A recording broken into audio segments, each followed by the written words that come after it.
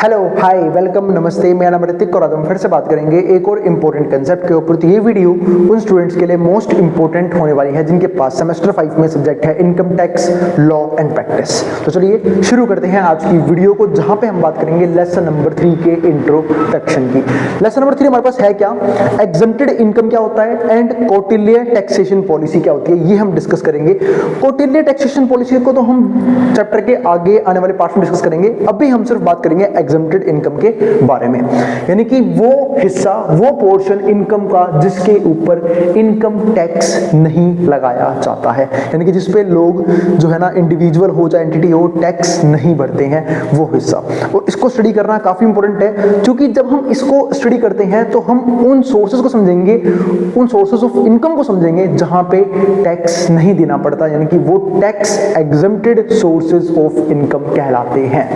तो वो कौन कौन से हैं वो डिस्कस करेंगे, ताकि लोग जो है थोड़ा सा लोगों में अवेयरनेस आए, ठीक है। और उसी के लिए गवर्नमेंट जो है ना क्या करती है, यहाँ पे मोटिवेट करने के लिए इन चीजों को लेके आते हैं पब्लिक डोमेन में, ताकि लोगों को पता लगे, लोग समझे ऐसे सोर्सेज को जो टैक्स फ्री होते हैं और लॉन्ग टर्म में वेल्थ एक्यूमुलेट करने में हेल्प करते हैं, ठीक है। तो वो हम डिफरेंट एसेट्स भी यहाँ पे डिस्कस करेंगे, वो भी समझेंगे, ठीक है। तो एक एक करके समझते हैं। लर्निंग ऑब्जेक्टिव को तो हम बिल्कुल आखिरी में डिस्कस करेंगे, इस चैप्टर के बिल्कुल आखिरी में, कि कौन कौन से पॉइंट्स हैं जो इस कंप्लीट चैप्टर में पढ़ने होंगे। सबसे पहले समझते हैं एग्जम्प्टेड इनकम को। आप लोगों को याद होगा प्रीवियस जो चैप्टर था उसके बिल्कुल आखिरी वीडियो में, आखिरी टॉपिक में आपको ये समझाया था कि टैक्सेबल इनकम में और एग्जम्प्टेड इनकम में फर्क क्या होता है, ठीक है। अब हम समझते हैं कौन सा सेक्शन मोस्ट इंपोर्टेंट है इनकम टैक्स एक्ट के अकॉर्डिंग जो डिस्कस करता है एग्जम्प्टेड इनकम को, और वो कौन सा सेक्शन है, सेक्शन 10। तो ध्यान रखना, सेक्शन 10 वो सेक्शन है इनकम टैक्स एक्ट का जो डिस्कस करता है कि एग्जम्प्टेड इनकम में कौन कौन से सोर्सेज आते हैं और कौन कौन से रूल्स हैं इसके अंदर, और कैसे कैसे लोग जो है बेनिफिट उठाते हैं इस इनकम टैक्स एक्ट का अपने टैक्स को बचाने के लिए। अब आगे देखो, तो section 10 of the income tax act holds significant importance. तो ये एक बहुत ही इंपॉर्टेंट सेक्शन है, एज इट डिलिनेट्स स्पेसिफिक कैटेगरी, क्योंकि इसके अंदर हम अलग कैटेगरीज ऑफ इनकम की बात करते हैं that are exempt from taxation, जिससे टैक्सेशन का बेनिफिट हो पाए। अब आगे कुछ 2-3 पॉइंट और हैं इसके। तो with in section 10 various provisions outline exemptions for different types of income, यानी कि जहां पे हम उन अलग अलग तरीकों की इनकम की बात करते हैं जहां पे गवर्नमेंट किसी भी तरह का टैक्स नहीं लेती है, रेंजिंग फ्रॉम एग्रीकल्चरल इनकम, जिसमें एक पार्ट एग्रीकल्चरल इनकम का भी है, क्योंकि मैंने आप लोगों को फर्स्ट चैप्टर में ही समझाया था एग्रीकल्चरल इनकम वो इनकम होती है जिसपे किसी प्रकार का टैक्स नहीं लगाया जाता, एंड डिविडेंड्स हो गए, टू अलाउंसेस एंड प्री क्वाइट्स। तो ये कुछ तरीके हैं जिनके जरिए, ये कुछ सोर्सेज हैं जिनके ऊपर जो टैक्स एग्जम्प्टेड माने जाते हैं, जिनके ऊपर टैक्स नहीं लगता है। इसके बाद अगला पॉइंट क्या आता है, understanding of section 10 is essential for tax payers.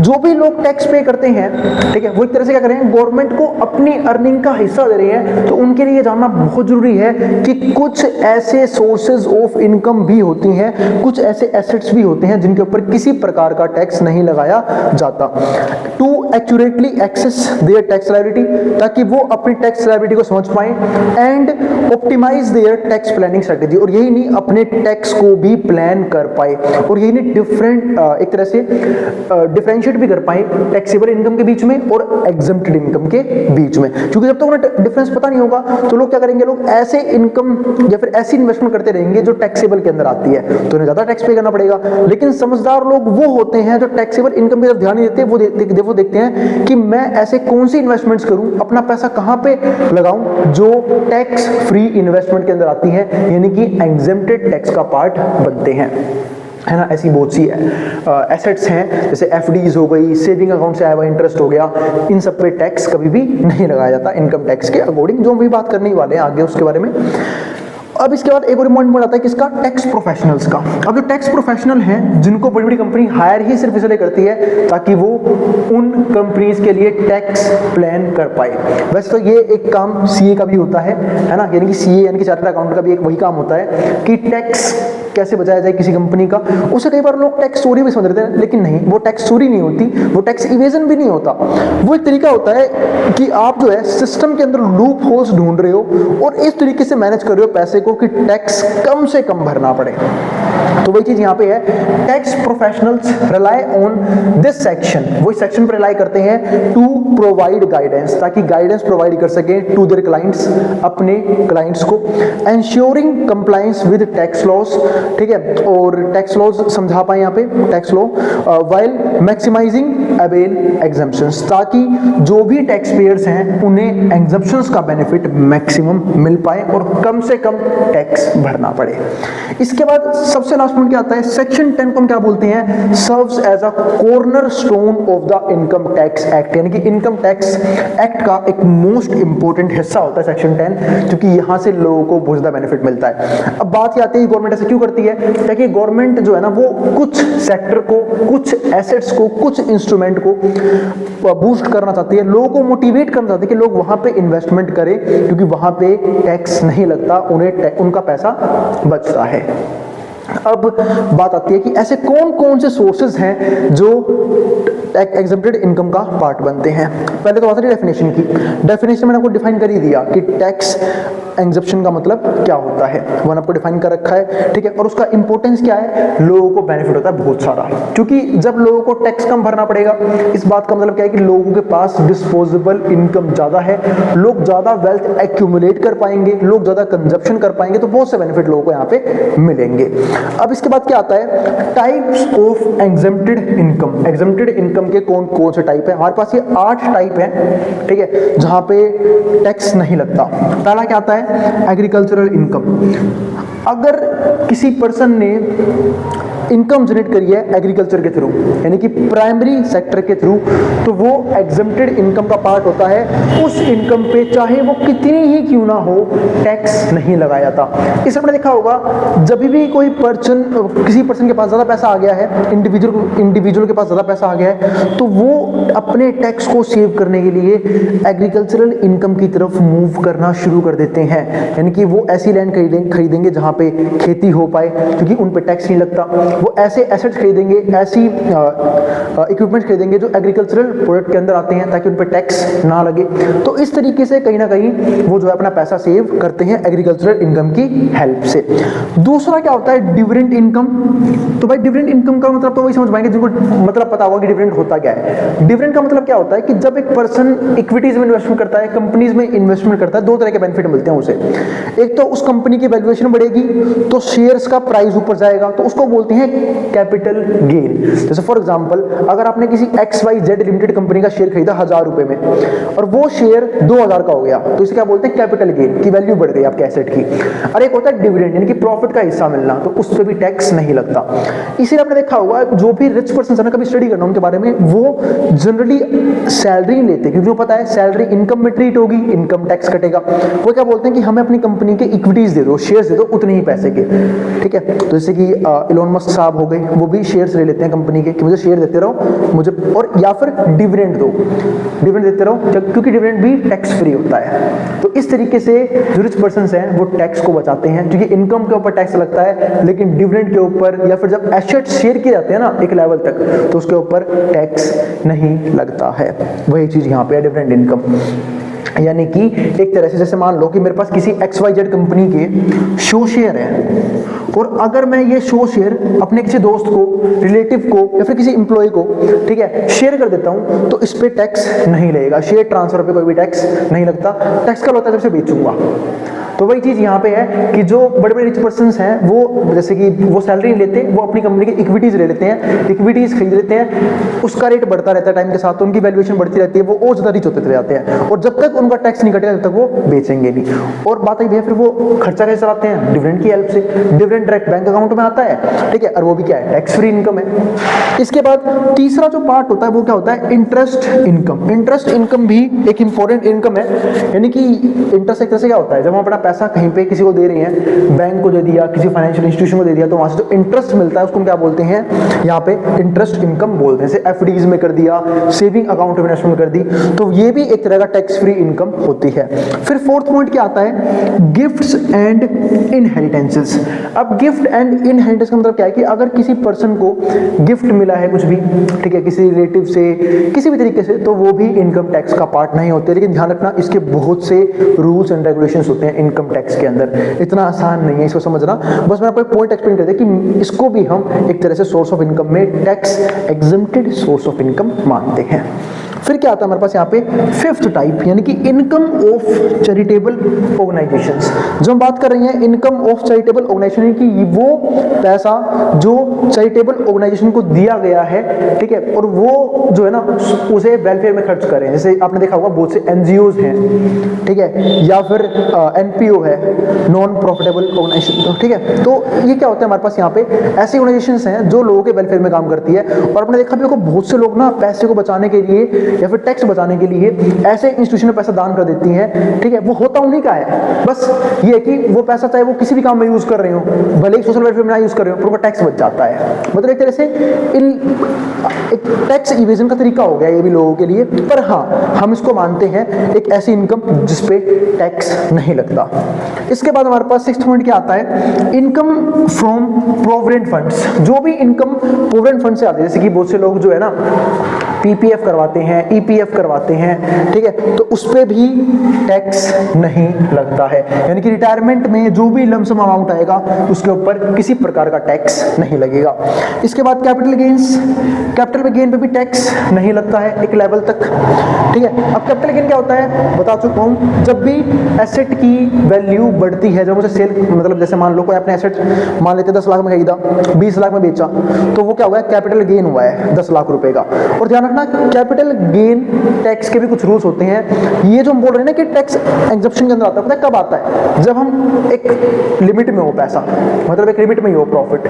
दूसरा, हम उस पैसे को तुरंत री इन्वेस्ट कर देते हैं एक स्पेसिफाइड टाइम पीरियड के अंदर। जो भी टाइम पीरियड गिवन है उसी टाइम पीरियड में हम उसे दोबारा री इन्वेस्ट कर देते हैं। तो इसके अलावा 8th पॉइंट क्या होता है, फॉरेन इनकम। अगर इनकम आ रही है फॉरेन कंट्री से तो भी भाई साहब इनकम टैक्स नहीं लगता, ठीक है। जैसे आपने देखा होगा एक सीजीएल की बहुत अच्छी पोस्ट है ना, एएसओ इन एमई, कभी देखना इस पोस्ट के बारे में, ठीक है। लोग बिल्कुल पागलों की तरह बिल्कुल दीवाने हैं इस पोस्ट के कि भाई कैसे भी ये पोस्ट मिल जाए, ये पोस्ट हासिल कर दी जिंदगी मजे में कटे। क्यों?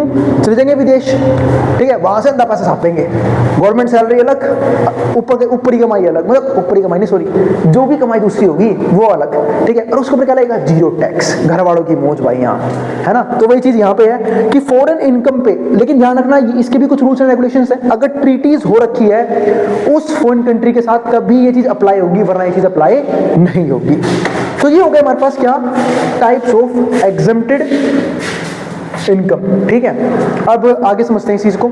अब ये तो हो गया हमारा सारा कंसेप्ट खत्म यहाँ पे। अब कंसेप्ट क्या था हमारे पास यहाँ पे कि एक तो सेक्शन 10 क्या होता है इनकम टैक्स एक्ट का, मैंने आपको एक तरह से टैक्स एग्जम्पशन समझा दिया, ठीक है, उसके सोर्सेज एक्सप्लेन कर दिए। चलो फिर अब समझते हैं फटाफट ये हमारे 6 लर्निंग ऑब्जेक्टिव जो हमें चैप्टर में डिस्कस करने हैं। पहला पॉइंट क्या आता है, कंसेप्ट ऑफ एग्जम्प्टेड इनकम, यानी कि एग्जम्प्टेड इनकम क्या होती है under section 10 of income tax act, explain कर चुका हूं ऑलरेडी। दूसरा पॉइंट क्या होता है, प्रिंसिपल्स ऑफ टैक्सेशन, टैक्सेशन के लिए कौन कौन से प्रिंसिपल्स हैं, एज आउटलाइंड इन कौटिल्य चाणक्य टैक्सेशन पॉलिसी, यानी कि जो हम कहां पे समझेंगे, कौटिल्य चाणक्य टैक्सेशन पॉलिसी के अंदर, वो हम डिस्कस करने वाले हैं अलग अलग प्रिंसिपल्स को। तीसरा, identify the parallels between exempted income provisions in modern tax system, यानी कि मॉडर्न टैक्स सिस्टम के अकॉर्डिंग हम जो है किस किस तरीके से अपना पैसा बचा सकते हैं, ठीक है, अलग अलग इनकम टैक्स एग्जम्पशंस को यूज करके, वो हम यहाँ पे डिस्कस करेंगे। इसके बाद फोर्थ हमारा लर्निंग ऑब्जेक्टिव क्या है, evaluate the significance of exempted income, यानी कि इंपॉर्टेंस क्या है एग्जम्प्टेड इनकम की, क्योंकि ये वो तरीके जिससे पैसा बचाते हैं, है ना, यानी कि टैक्स का इवेजन करते हैं, टैक्स चोरी करते हैं, ठीक है, गवर्नमेंट की पॉलिसी यूज करते हैं और गवर्नमेंट की पॉलिसी को यूज करके ही अपना पैसा बचा लेते हैं, ठीक है। तो उसके हम इंपॉर्टेंस समझेंगे यहाँ पे। फिफ्थ पॉइंट क्या आता है, apply knowledge gained to analyse real world scenario, और यही नहीं, हम यहाँ पे रियल वर्ल्ड सिनेरियो की बात भी करते हैं कि अलग अलग कंट्रीज में कैसे इन सोर्सेज को या फिर अदर सोर्सेज को सोर्स ऑफ एग्जम्पशंस माना जाता है। और कुछ कंट्रीज तो ऐसी भी हैं जहां पे इनकम टैक्स लिया ही नहीं जाता है, फिर या जहां पे टैक्स ही नहीं लगता, जैसे फॉर एग्जांपल दुबई, है ना, बहुत से लोग दुबई जाना चाहते हैं, क्यों, क्योंकि वहां पे टैक्स ही नहीं लगता, जितना मर्जी छापो, लेकिन हाँ वहाँ फाइन दबा के लगता है भाई, ठीक है। तो 6th पॉइंट क्या आता है, reflect on the enduring relevance of ancient taxation principles. और ध्यान रखना हम इस चैप्टर में एंशिएंट टैक्सेशन प्रिंसिपल्स भी डिस्कस करेंगे, क्योंकि हम यहाँ पे बात क्या करने वाले हैं, कौटिल्यस टैक्सेशन पॉलिसी की, यानी कि इंडिया के सबसे बड़े इकोनॉमिस्ट अब तक के जो हुए हैं, है ना, चाणक्य जी, उनकी अलग टैक्सेशन पॉलिसी को हम भी स्टडी करने वाले हैं इस चैप्टर के अंदर, और देखेंगे कि उसमें कैसे कैसे चेंजेस लेके आए गए। अब हम शुरू करते हैं कंसेप्ट। तो importance of exempted income in tax planning, यानी कि टैक्स प्लानिंग करते वक्त एग्जम्प्टेड इनकम की क्या इंपॉर्टेंस होती है। सबसे पहले क्या आता है, टैक्स एफिशिएंसी। जैसे ही रेसिडेंट्स को ये पता लगता है कि हमें कुछ टैक्स एग्जम्प्टेड इनकम दिए गए हैं, यानी कि अगर हम उन सोर्सेज से इनकम जनरेट करते हैं तो उस पर गवर्नमेंट किसी भी तरह का टैक्स नहीं लेगी। तो जो समझदार होता है, समझदार इंडिविजुअल, जिसको क्या बोलते हैं, एक रैशनल डिसीजन मेकर, ठीक है, जो हमेशा समझदारी से डिसीजंस लेते हैं अपने इनकम को लेके, अपने सोर्सेज ऑफ इनकम को लेके, अपने टैक्सेस को लेके, तो वो हमेशा अपनी इन्वेस्टमेंट्स को धीरे धीरे उन इन्वेस्टमेंट में शिफ्ट करना शुरू कर देते हैं जहां पे गवर्नमेंट या तो बहुत कम टैक्स लेती है या फिर टैक्स नहीं लेती है, ताकि एक लॉन्ग टर्म में वो अच्छी खासी वेल्थ को एक्यूमुलेट कर पाए।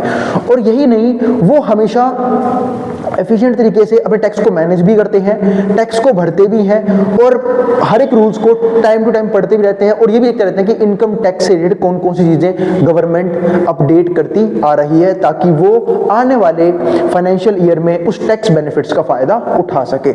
वही चीज बनती है हमारी टैक्स एफिशिएंसी। तो एग्जम्प्टेड इनकम हम सब जानते हैं वो इनकम होती है जिसपे टैक्स नहीं भरना होता, यानी कि जिसपे गवर्नमेंट टैक्स नहीं लेती है किसी भी तरह का। तो exempted income plays a crucial role in enhancing tax efficiency. तो जो एग्जम्प्टेड इनकम है वो कहीं ना कहीं जो इंपॉर्टेंट रोल प्ले करती है टैक्स एफिशिएंसी को बनाए रखने में, बाय अलाउइंग टैक्स पेयर, ताकि टैक्स पेयर को यहाँ पे क्या करे, अलाउ करे। किस चीज के लिए अलाउ करे वो देखते हैं। तो टैक्स पेयर को अलाउ करती है to shield a portion of their earnings from taxation, यानी कि वो अपनी कुछ अर्निंग को टैक्स से बचा सकते हैं। क्योंकि हम सब जानते हैं इंडिविजुअल भी टैक्स को एज क्या ट्रीट करता है, एज अ एक्सपेंस ट्रीट करता है, और जितना ज्यादा टैक्स भरना पड़ेगा डिस्पोजेबल इनकम उतनी कम हो जाएगी, और जितना कम टैक्स भरना पड़ेगा अर्निंग उतनी बढ़ जाएगी। तो हमेशा जो एक पर्सन है वो कोशिश करता है कि अपने टैक्स को कम से कम कर सके, और उसके लिए वो गवर्नमेंट की पॉलिसीज को यूज करते हैं, टैक्सेशन पॉलिसीज को यूज करते हैं, एग्जम्प्टेड इनकम के सोर्सेज को यूज करते हैं, ताकि टैक्स कम से कम भरना पड़े और अपनी ज्यादा से ज्यादा अर्निंग को वो बचा पाए। by strategically allocating investments and resources towards exempted income। क्यों? क्योंकि वो अपनी इन्वेस्टमेंट्स को, अपने रिसोर्सेज को हमेशा कहां पे शिफ्ट करते रहते हैं, एग्जम्प्टेड इनकम की तरफ शिफ्ट करते रहते हैं। Individuals and businesses can minimise their overall tax burden. और यही नहीं, जो इंडिविजुअल्स हैं यानी कि लोग हैं, और जो बिजनेस है वो भी कोशिश करता है कि वो अपने टैक्स बर्डन को मिनिमाइज कर पाए, thereby maximising their after tax returns, ताकि वो अपने आफ्टर टैक्स रिटर्न्स को मैक्सिमाइज करेंगे ऑन इन्वेस्टमेंट्स एंड सेविंग्स। यानी कि जो प्रोड्यूसर होते हैं वो भी तो अपने टैक्स को बताने की कोशिश करते हैं, क्योंकि प्रोड्यूसर को पता है कि जितना कम टैक्स भरना पड़ेगा प्रॉफिट ज्यादा क्या हो जाएगा, बढ़ जाएगा, यानी कि प्रॉफिट आफ्टर टैक्स उतना ज्यादा होगा। और अगर टैक्स ज्यादा भरना पड़ रहा है तो प्रॉफिट आफ्टर टैक्स कम हो जाएगा। और हर एक प्रोड्यूसर भी सोचता है कि अपने प्रॉफिट को मैक्सिमम करूं, तो वो भी अपने टैक्स बर्डन को कम से कम करने की कोशिश करता है, अपने एक्सपेंसेस को शो करके, अलग अलग पब्लिक यानी कि इनकम टैक्स पॉलिसीज को यूज करके। ठीक है, तो ये हो गया हमारा पहला पॉइंट कि टैक्स में एफिशिएंसी आती है किस चीज की वजह से, एग्जम्प्टेड इनकम की वजह से। दूसरा पॉइंट क्या आता है, डाइवर्सिफिकेशन ऑफ इनकम स्ट्रीम्स। अब इस तरीके से क्या होता है, जो इंडिविजुअल है, एंटिटीज हैं, प्रोड्यूसर्स हैं, वो अपने इन्वेस्टमेंट्स को डाइवर्सिफाई करते हैं, यानी कि ऐसी इन्वेस्टमेंट की तरफ अपने पैसे को, रिसोर्सेज को लगाते हैं जहां पे टैक्स ना भरना पड़े या फिर कम से कम भरना पड़े, डिडक्शंस के बेनिफिट मिलते हों। तो इसी को हम क्या बोलते हैं, डाइवर्सिफिकेशन ऑफ इनकम स्ट्रीम। क्योंकि हम डाइवर्सिफिकेशन वर्ड बहुत बार यूज करते हैं इन्वेस्टमेंट में, क्योंकि डाइवर्सिफिकेशन का मतलब ये क्या होता है कि हम अपनी इन्वेस्टमेंट किसी एक पर्टिकुलर जगह नहीं लगा रहे, अपनी इन्वेस्टमेंट्स को अलग अलग फील्ड्स में लगा रहे हैं, अलग अलग इन्वेस्टमेंट्स में लगा रहे हैं, ताकि अर्निंग जो है, एक तो रिस्क कम हो, क्योंकि ये जो है ना रिस्क को मिटिगेट कर देती है, रिस्क को कम कर देती है। जैसे फॉर एग्जांपल, अगर एक पर्टिकुलर कंपनी, अगर एक पर्टिकुलर पर्सन, इंडिविजुअल सिर्फ और सिर्फ एक कंपनी में या फिर एक सोर्स में इन्वेस्टमेंट कर देता है, तो अगर वो सोर्स अच्छा रहा इन्वेस्टमेंट के तौर पे तो पैसे बढ़ जाएंगे, रिटर्न्स अच्छे मिलेंगे। लेकिन अगर बेकार हो गया है, फिर उस पर्टिकुलर सोर्स में इन्वेस्टमेंट खराब हो गई, तो सारा पैसा क्या हो जाएगा, डूब जाएगा। इसलिए लोग मल्टीपल एसेट्स यूज करते हैं इन्वेस्टमेंट करने के लिए। और जब मैं बात कर रहा हूं टैक्स बेनिफिट के लिए, तो लोग जो है टैक्सेस को बचाने के लिए हमेशा ऐसे सोर्सेज को यूज करते हैं जहां पे टैक्स कम से कम पे करना पड़े। जैसे फॉर एग्जांपल, जब हमें पता है कि हम अगर इंश्योरेंस करवाते हैं अपना, तो हमें टैक्स बेनिफिट मिलने वाले हैं, या फिर अगर हम इंश्योरेंस या फिर अपना पीएफ कटवाते हैं, ईपीएफ कटवाते हैं, पीपीएफ कटवाते हैं, तो उससे टैक्स बेनिफिट मिलेंगे। तो लोग ऐसा जरूर करते हैं और करना भी चाहिए कि गवर्नमेंट ने क्या रखा है कि अगर आपको एक सर्टेन लेवल ऑफ इनकम तक पर ईयर अगर आप पीपीएफ में या फिर ईपीएफ में जमा करते हो, तो आपको क्या मिलेगा, टैक्स बेनिफिट मिलेगा, आपको टैक्स नहीं भरना पड़ेगा। जब भी फ्यूचर में आप उस पैसे को निकालोगे तो हमें जरूर करना चाहिए। वरना होता क्या है कि बहुत से लोग सिर्फ और सिर्फ स्टॉक मार्केट में, म्यूचुअल फंड में, इनमें इन्वेस्टमेंट करते रहते हैं। अब होता क्या है, उन पे टैक्स लगता है और अच्छा खासा टैक्स लगता है, तो रिवेन्यू भले ही अच्छा जनरेट हुआ, लेकिन टैक्स भी तो देना पड़ रहा है आपको बहुत ज्यादा। तो ये यानी कि रिस्क भी है और टैक्स भी देना पड़ रहा है। तो इसलिए हमें ऐसी स्ट्रीम्स की तरफ जाना चाहिए जहां पे टैक्स कम से कम भरना पड़े, ताकि टैक्स बर्डन कम हो और प्रॉफिट ज्यादा हो। वही चीज यहाँ पे है, इसी को बोलते हैं डाइवर्सिफिकेशन ऑफ इनकम स्ट्रीम्स। तो incorporating exempted income sources into one's financial portfolio facilitates diversification. यानी कि जब हम इनकम टैक्स की बात करते हैं तो डाइवर्सिफिकेशन का मतलब ये आता है कि जब हम अपने सोर्सेज को ऐसे इन्वेस्टमेंट की तरफ लेके जाते हैं जहां पे क्या है, टैक्स कम से कम भरना पड़ रहा है, reducing reliance on taxable income sources. और हम ऐसे सोर्सेज में कम इन्वेस्टमेंट करते हैं जो टैक्सेबल है, क्योंकि टैक्सेबल होंगे तो भाई टैक्स देना पड़ेगा, एग्जम्प्टेड में करेंगे तो टैक्स से बच जाएंगे। तो इस चीज को बोलते हैं क्या, डाइवर्सिफिकेशन। तीसरा पॉइंट क्या आता है, रिस्क मिटिगेशन। वो मैंने आपको ऊपर समझाया ही था कि जैसे ही हम अपने सोर्सेज ऑफ अर्निंग को डाइवर्सिफाई करके रखते हैं, तो हमारा जो रिस्क है वो यूं ही कम से कम हो जाता है। अब यहाँ पे रिस्क मिटिगेशन का मतलब क्या है, exempted income serves as a buffer against potential tax risk. यानी कि हम यहाँ पे किससे बचते हैं, पोटेंशियल टैक्स रिस्क के। अब सपोज करते हैं दो पर्सन है, एक पर्सन है ए, दूसरा पर्सन है बी। ए हमेशा उन एसेट्स को प्रेफर करता है जहां पे टैक्स ना भरना पड़े या फिर टैक्स कम से कम लगे, और बी सिर्फ उन सोर्सेज में बिजी रहता है जो टैक्सेबल सोर्सेज हैं। तो बी हमेशा टैक्स भरता रह जाएगा। ए को बेनिफिट क्या होगा कि टैक्स नहीं भरना पड़ेगा, और जो भी पैसा आएगा, प्रॉफिट आएगा, वो सब उसके पास बच जाएगा। यानी कि उसे टैक्स कम से कम भरना होगा या फिर नहीं भरना होगा। तो ए को एक तरह से टैक्स बेनिफिट मिलेंगे और उसे टैक्स को लेके कभी भी रिस्क उसके दिमाग में नहीं आएगा। तो ये इसी को क्या बोलते हैं, risk mitigation. And uncertainty arising from legislative changes. अगर मान लेते हैं कि कोई पर्सन टैक्सेबल इनकम में लगातार फंसा हुआ है, तो अगर लेजिस्लेटिव चेंजेस कुछ भी आए तो वो और ज्यादा रिस्क में आ जाता है, इकोनॉमिक डाउनटाउन्स में फंस जाता है और मार्केट के फ्लक्चुएशंस में। जैसे मैंने एग्जांपल दिया था ना कि स्टॉक मार्केट में बहुत से लोग सिर्फ इसलिए इन्वेस्टमेंट करते हैं, रिटर्न्स अच्छे होते हैं, और बाकी जगह पीपीएफ, ईपीएफ वहां पे इतने इफेक्टिव रिटर्न्स नहीं होते। लेकिन दिक्कत क्या है कि स्टॉक मार्केट में रिस्क भी बहुत ज्यादा होता है, दूसरा आपका टैक्स भी सेम लेवल पे कटेगा। और जो पर्सन ईपीएफ, पीपीएफ में भी इन्वेस्टमेंट करता है, तो उसे तो टैक्स बेनिफिट मिल गया, दूसरा फिक्स रिटर्न मिल गए।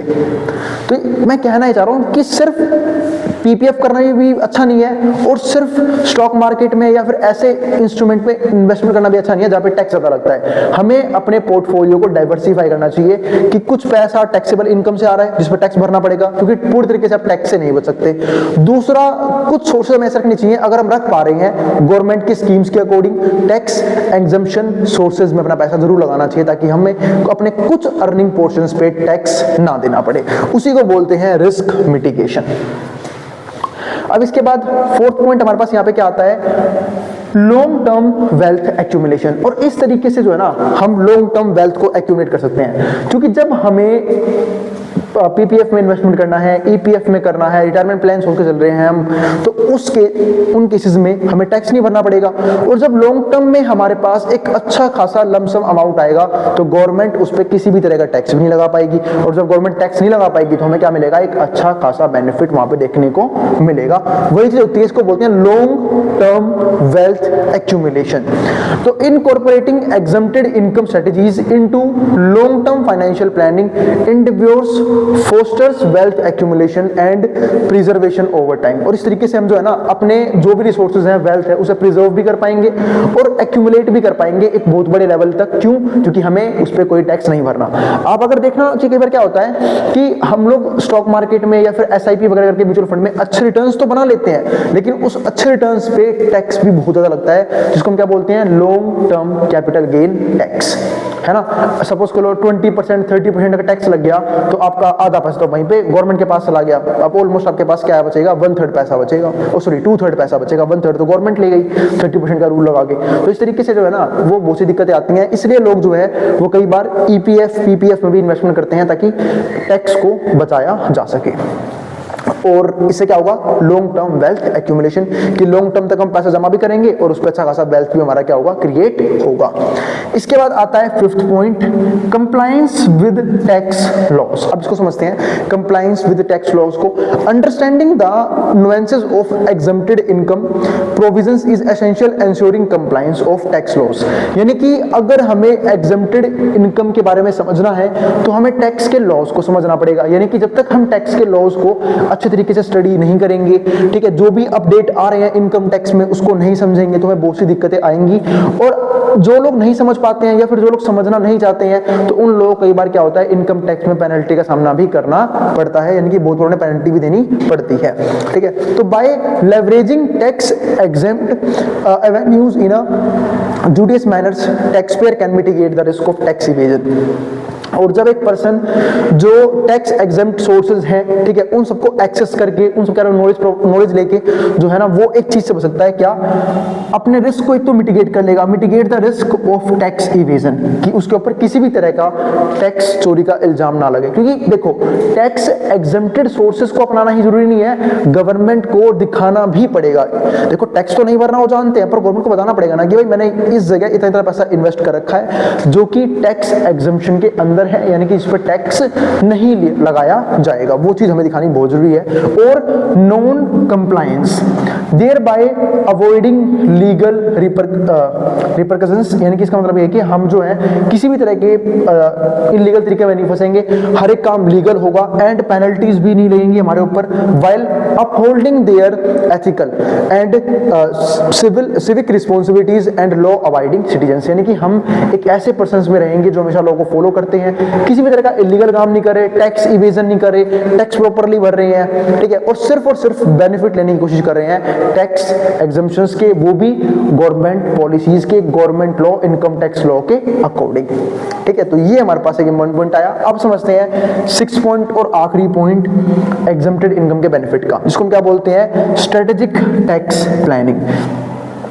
नहीं पता तो बता देता हूं, हर एक ऑर्गेनाइजेशन है ना, हर एक फाइनेंशियल इंस्टीट्यूशन और कई बार तो इंडिविजुअल भी जिसकी इनकम अच्छी है वो हमेशा अपने टैक्स को प्लान करते हुए चलते हैं, यानी कि वो हमेशा ऐसे रिसोर्सेज की तरफ जाते हैं जहां पर उन्हें टैक्स कम से कम भरना पड़े। हर एक जगह वो टैक्स बेनिफिट के बारे में जरूर सोचते हैं, ठीक है, मतलब अवेयर होते हैं टैक्स को लेकर कि कैसे अपने टैक्स को, कैसे अपनी जो हार्ड अर्न मनी है ना उसको बचाया जा सके। क्योंकि गवर्नमेंट अगर अच्छा मान लेते हैं भाई पैसा कोई ज्यादा भी कमा रहा है तो फिर भी वो हार्ड अर्न मनी ही, ठीक है, क्योंकि उसने उसके पीछे बहुत सारा टाइम दिया है, बहुत ज्यादा मेहनत की है, तो वो सब कोशिश करते हैं कि हमें हमेशा अपने टैक्स को बचाते हुए चलना है, यानी कि टैक्स के बर्डन को कम करते रहना है। तो वो फाइनेंशियल ईयर के फर्स्ट डे से ही लग जाते हैं अपने टैक्स को प्लान करने में, कैसे किस किस जगह हम एक्सपेंस करेंगे कि हमें इनकम टैक्स कम से कम भरना होगा और हमें टैक्स बेनिफिट ज्यादा क्या होगा, मिलेगा। तो exempted income forms the cornerstone of strategic tax planning. तो जो ये एग्जम्प्टेड इनकम होती है ना वो क्या होती है, वो फॉर्म करते हैं कॉर्नरस्टोन किस चीज का, स्ट्रेटेजिक टैक्स प्लानिंग का इनिशिएटिव, अनेबलिंग टैक्स पेयर, और यही नहीं टैक्स पेयर्स को अनेबल करती है टू स्ट्रक्चर देयर फाइनेंसेस, ताकि वो अपने फाइनेंसेस को स्ट्रक्चर कर पाए in a tax efficient manner, एक टैक्स एफिशिएंट मैनर में, while adhering to legal requirement, ताकि जो भी लीगल रिक्वायरमेंट उसे फुलफिल भी कर पाए और साथ साथ टैक्स प्लानिंग करते हुए अपने टैक्स को बर्डन करके, टैक्स बर्डन को कम करके वहां से प्रॉफिट जनरेट कर सके या फिर अपना पैसा बचा सके। तो ये सब क्या होते हैं, बेनिफिट होते हैं किसी चीज के, टैक्स प्लानिंग के या फिर एग्जम्प्टेड इनकम का, वो भी टैक्स प्लानिंग के अंदर। यानी कि एग्जम्प्टेड इनकम का हम बहुत बेहतरीन तरीके से फायदा उठा सकते हैं, लेकिन सिर्फ वो लोग जिनको ये समझ में आता है और जो लोग इसके अकॉर्डिंग अपने टैक्स को प्लान कर सकते हैं, उन्हीं को इसका बेनिफिट मिलेगा। बाकी क्या करेंगे, हमेशा टैक्सेबल इनकम सोर्सेज में फंसे रहेंगे और गवर्नमेंट को टैक्स देते रहेंगे। अब हम शुरू करते हैं कंसेप्ट। तो अब हम बात करते हैं एग्जम्प्टेड इनकम के एक और इंपॉर्टेंट पॉइंट के बारे में। पहले तो हम यहाँ पे कुछ केस स्टडीज डिस्कस करने वाले हैं, यानी कि ऐसे रियल लाइफ सिनेरियोज जहां पे लोगों ने एग्जम्प्टेड इनकम टैक्स का बेनिफिट लिया। दूसरा, कुछ और भी मोस्ट इंपॉर्टेंट पॉइंट्स हैं जिसको हम डिस्कस करेंगे इस वीडियो में। तो सबसे पहले समझते हैं कि ऐसे कौन कौन से सोर्सेज हैं, वो तो मैं डिस्कस कर चुका हूं। एग्जम्प्टेड इनकम के ऐसे कौन कौन सोर्सेज होते हैं जहां पे गवर्नमेंट जो है वो टैक्स नहीं लेती है, क्योंकि एग्जम्प्टेड इनकम हम इनकम का वो पोर्शन मानते हैं जहां जो टैक्स फ्री होता है, जिस पे हमें टैक्स पे नहीं करना होता। तो case studies and practical applications, तो तीन है हमारे पास, एग्जांपल नंबर 1, 2 और 3। पहला हमारे पास क्या आता है, एग्रीकल्चरल इनकम। जैसा कि हमने फर्स्ट चैप्टर में बात की थी कि एग्रीकल्चरल इनकम पे इंडिया में इनकम टैक्स नहीं देना होता, चाहे वो इनकम का लेवल कितना ही क्यों ना हो। ऐसा गवर्नमेंट ने इसलिए किया, इनकम टैक्स डिपार्टमेंट ने इसलिए किया ताकि लोग जो है वो मोटिवेट हों किसकी तरफ, एग्रीकल्चर की तरफ, खेती करे, वहां से इनकम जनरेट करे और उस इनकम पे टैक्स नहीं लगेगा। इसलिए आपने देखा होगा कि जो बहुत रिच पर्सन्स भी है ना, अगर उन्हें भी टैक्स बचाना होता है तो वो एग्रीकल्चरल इनकम की तरफ जरूर जाते हैं, वहां पे इन्वेस्टमेंट करते हैं, क्योंकि उन्हें पता है कि वहां से जो भी रिवेन्यू आएगा वो टैक्स फ्री होगा, वहां की इनकम टैक्स फ्री होगी, यानी कि उन्हें एग्जम्प्टेड इनकम का बेनिफिट मिलेगा। तो ये होता है हमारे पास agricultural income. Consider mister Singh, एक मिस्टर सिंह एक पर्सन है, farmer who earns 8 lakh annually, जो साल का 8 लाख रुपए कमाते हैं फ्रॉम एग्रीकल्चरल एक्टिविटी से, under the income tax act. लेकिन अगर जब हम बात करते हैं इनकम टैक्स एक्ट की, agricultural income is exempt from income tax, उसके ऊपर इनकम टैक्स का रूल नहीं लगता है, उसमें इस इनकम को इनकम टैक्स में छूट दी गई है, providing significant relief from tax liability. तो इसलिए जो मिस्टर सिंह है उन्हें इस केस में अपने 8 लाख रुपए में एक भी रुपए टैक्स देने की जरूरत नहीं है। तो ये हो गया क्या, टैक्स बेनिफिट। दूसरा एग्जाम्पल नंबर 2, जिसको हम क्या बोलते हैं, डिविडेंड इनकम। अब डिविडेंड इनकम उम्मीद है सबको पता है कि जब भी हम स्टॉक मार्केट में या फिर किसी भी कंपनी के इक्विटीज खरीदते हैं तो हम वहां पे दो तरह से प्रॉफिट जनरेट कर सकते हैं। एक तो होता है कैपिटल गेन, जब उस एसेट की वैल्यू बढ़ेगी, उस कंपनी की वैल्यूएशन बढ़ेगी, तो हम जब सेल करेंगे अपने शेयर्स को तो वहां से प्रॉफिट जनरेट करेंगे। दूसरा, हमें डिविडेंड भी मिलता है, यानी कि जब भी वो कंपनी अगर अच्छा प्रॉफिट जनरेट कर रही है तो वो अपने प्रॉफिट का हिस्सा अपने इक्विटी शेयर होल्डर्स को में बांट देती है, वो होती है डिविडेंड इनकम। और उस डिविडेंड इनकम पे भी इनकम टैक्स नहीं लगाया जाता है। वही चीज यहां पे है, डिविडेंड इनकम। तो मिसेस गुप्ता एन इन्वेस्टर, जो क्या है, एक इन्वेस्टर है, यानी कि वो स्टॉक मार्केट में इन्वेस्टमेंट करती है, उसे पसंद है इन्वेस्टमेंट करना, रिसीव्स डिविडेंड्स टोटलिंग 60,000 रुपए, उसे 60,000 रुपए का डिविडेंड मिला। कई लोग तो इंटरेस्ट भी नहीं कमाते हैं, उसे 60,000 क्या मिला, यहाँ पे डिविडेंड मिला फ्रॉम हर स्टॉक इन्वेस्टमेंट्स, अपने स्टॉक के इन्वेस्टमेंट्स में ड्यूरिंग द फाइनेंशियल ईयर, एक फाइनेंशियल के अंदर। Dividend income up to 10 lakh, अगर 10 लाख तक की डिविडेंड इनकम है, ध्यान रखना डिविडेंड इनकम टैक्स से बचती जरूर पर एक लिमिट रख। अगर 10 लाख रुपए तक की डिविडेंड इनकम है, जो कि है 10 लाख के आसपास, इज एग्जेम्प्ट फ्रॉम टैक्स, तो इस पर किसी प्रकार का टैक्स नहीं लगता for individual tax payer. Therefore Mrs Gupta's dividend income 60,000 रुपए फॉल्स विद इन एग्जम्पशन। तो इसका मतलब जो उसका डिविडेंड था ना, डिविडेंड इनकम कितनी थी, 60,000, इस पे उसे किसी प्रकार का टैक्स नहीं देना होगा। तो falls within exemption limit resulting in no tax liability on this income. तो इस इनकम पे किसी भी तरह की टैक्स लायबिलिटी नहीं बनेगी। इसका मतलब जो मिसेस गुप्ता है वो इस इनकम पे किसी प्रकार का टैक्स नहीं देगी, क्योंकि ये टैक्स एग्जेम्प्टेड इनकम है। इसके बाद आता है एग्जाम्पल नंबर 3, इसको हम क्या बोलते हैं, इंटरेस्ट इनकम। इंटरेस्ट इनकम यानी कि अगर मान लेते हैं किसी पर्सन ने एफडी से पैसा कमाया, एफडी से इंटरेस्ट कमाया, या फिर सेविंग अकाउंट में उसके पास इंटरेस्ट आया, ये सारी income tax free income count की जाती है, यानी कि एग्जेम्प्टेड इनकम में काउंट होती है। तो मिस्टर शर्मा अर्न 30,000 इन इंटरेस्ट, मिस्टर शर्मा ने 30,000 रुपए कमाए, 30,000 कमाए इन interest from tax free bonds. कहां से? टैक्स फ्री बॉन्ड से, issued by a government entity, जिसे किसने इशू किया था? एक गवर्नमेंट की एंटिटी ने इशू किया था। Interest income from such bond is exempt from tax. तो अब इंटरेस्ट इनकम, उस पर टैक्स तो लगता नहीं है, तो जो 30,000 है उसमें से उस पर्सन को, मिस्टर शर्मा को, किसी प्रकार का टैक्स नहीं भरना, क्योंकि ये एक टैक्स एग्जेम्प्टेड इनकम है। तो interest income from such bonds is exempt from tax under section 10, क्योंकि हम सब जानते हैं अब कि एग्जेम्प्टेड इनकम सेक्शन 10 का पार्ट होता है। इनकम टैक्स एक्ट के सेक्शन 10 में हम पढ़ते हैं एग्जेम्प्टेड इनकम को। Therefore, Mr. Sharma's entire interest 30,000 is exempt from taxation, reducing his overall tax burden। जिससे क्या होगा? उस पर्सन का टैक्स बर्डन क्या हो जाएगा? कम हो जाएगा। तो ये हमने 3 अलग अलग रियल लाइफ सिनेरियोज लिए, जहां पे हमने ये डिस्कस किया कि टैक्स एग्जम्पशंस का कैसे बेनिफिट लेते हैं लोग और कैसे अपनी कुछ इनकम्स पे बिल्कुल भी टैक्स पे नहीं करते। ये मैंने सिर्फ कुछ एग्जाम्पल्स की बात की है, ऐसे और भी बहुत सारे एग्जाम्पल्स हैं जब लोग है ना सैलरीज की बजाय अपनी कंपनी के शेयर्स ले लेते हैं, उन्हें बोलते हैं हमें पेमेंट करनी है तो अपनी कंपनी के, मतलब जो भी आप हमें पेमेंट करोगे उतना ही हमारे पास उस कंपनी का शेयर दे दो, शेयर होल्डर बना लो उतने ही पैसे का, ठीक है। तो इससे क्या होता है कि एक तरह से टैक्स भी नहीं भरना पड़ता है, कि बहुत से लोग इनकम के लिए जो है इनकम पे डिपेंडेंट रहते ही नहीं है, सैलरीज लेते ही नहीं है, वो इनकम भी उस फॉर्म में लेते हैं जिस फॉर्म में टैक्स ना लेना पड़े। जैसे फॉर एग्जांपल आपको ना पता हो, अपने ऐसे अपनी ये तो हो गई रियल लाइफ सिनेरियोज की बात, ठीक है। कुछ ब्लैक मनी के तरीके भी होते हैं, जैसे मैं थोड़ा सा बताना चाहूंगा। जैसे बहुत से लोग जो है ना, बहुत सी कंपनीज भी काम करती है, उनके पास कैश में पैसा आता है, तो वो अपनी एम्प्लॉय को सैलरी आधी बैंक में देती है, आधी कैश की फॉर्म में देती है। अब इस दोनों का बेनिफिट है, कंपनी के पास जो ब्लैक मनी था वो क्लियर हो गया, इंडिविजुअल को अब टैक्स नहीं भरना पड़ेगा, क्योंकि गवर्नमेंट के रिकॉर्ड में आया ही नहीं। गवर्नमेंट के रिकॉर्ड में टैक्स नहीं आता, वो नहीं आता कैश पेमेंट, जब तक मैं खुद ना डालूं उस पेमेंट को। मतलब मेरे पास जो भी, अब गवर्नमेंट जो है वो ट्रांजैक्शन को रिकॉर्ड कर सकती है, लेकिन किस ट्रांजैक्शन को? जो पैसा या तो मैंने खुद बैंक में डिपॉजिट किया है या फिर जो बैंक में गया है। लेकिन अगर मेरे पास कुछ पैसा कैश में आया और मैंने कैश में ही खर्च कर दिया, निकाल दिया, तो वो as a black money treat किया जाता है, क्योंकि एक तरह से या फिर रख लिया मैंने अपने पास तो भी ब्लैक मनी में आएगा, यानी कि वो गवर्नमेंट के रिकॉर्ड में नहीं आएगा, तो वो मेरी इनकम में काउंट नहीं किया जाएगा। वही चीज यहाँ पे है कि लोग जो है, तो मैंने सिर्फ 3 एग्जांपल्स दिए, ऐसे बहुत से तरीके हैं जिससे ये जरिए लोग जो है एग्जम्पशन इनकम टैक्स का बेनिफिट लेते हैं। जैसे मैंने एक एग्जांपल सबसे बेस्ट यही था कि लोग सैलरीज ना लेके किसी ऐसी फॉर्म में पैसा लेते हैं जिसके जरिए उन्हें इनकम टैक्स ना भरना पड़े, क्योंकि जब इनकम होगी तब तो इनकम टैक्स भरूंगा। जैसे फॉर एग्जांपल, जैसे मैंने बेस्ट एग्जांपल ये था कि किसी पर्सन ने अपनी ही कंपनी के खुद के शेयर्स ले लिए सैलरीज के बदले।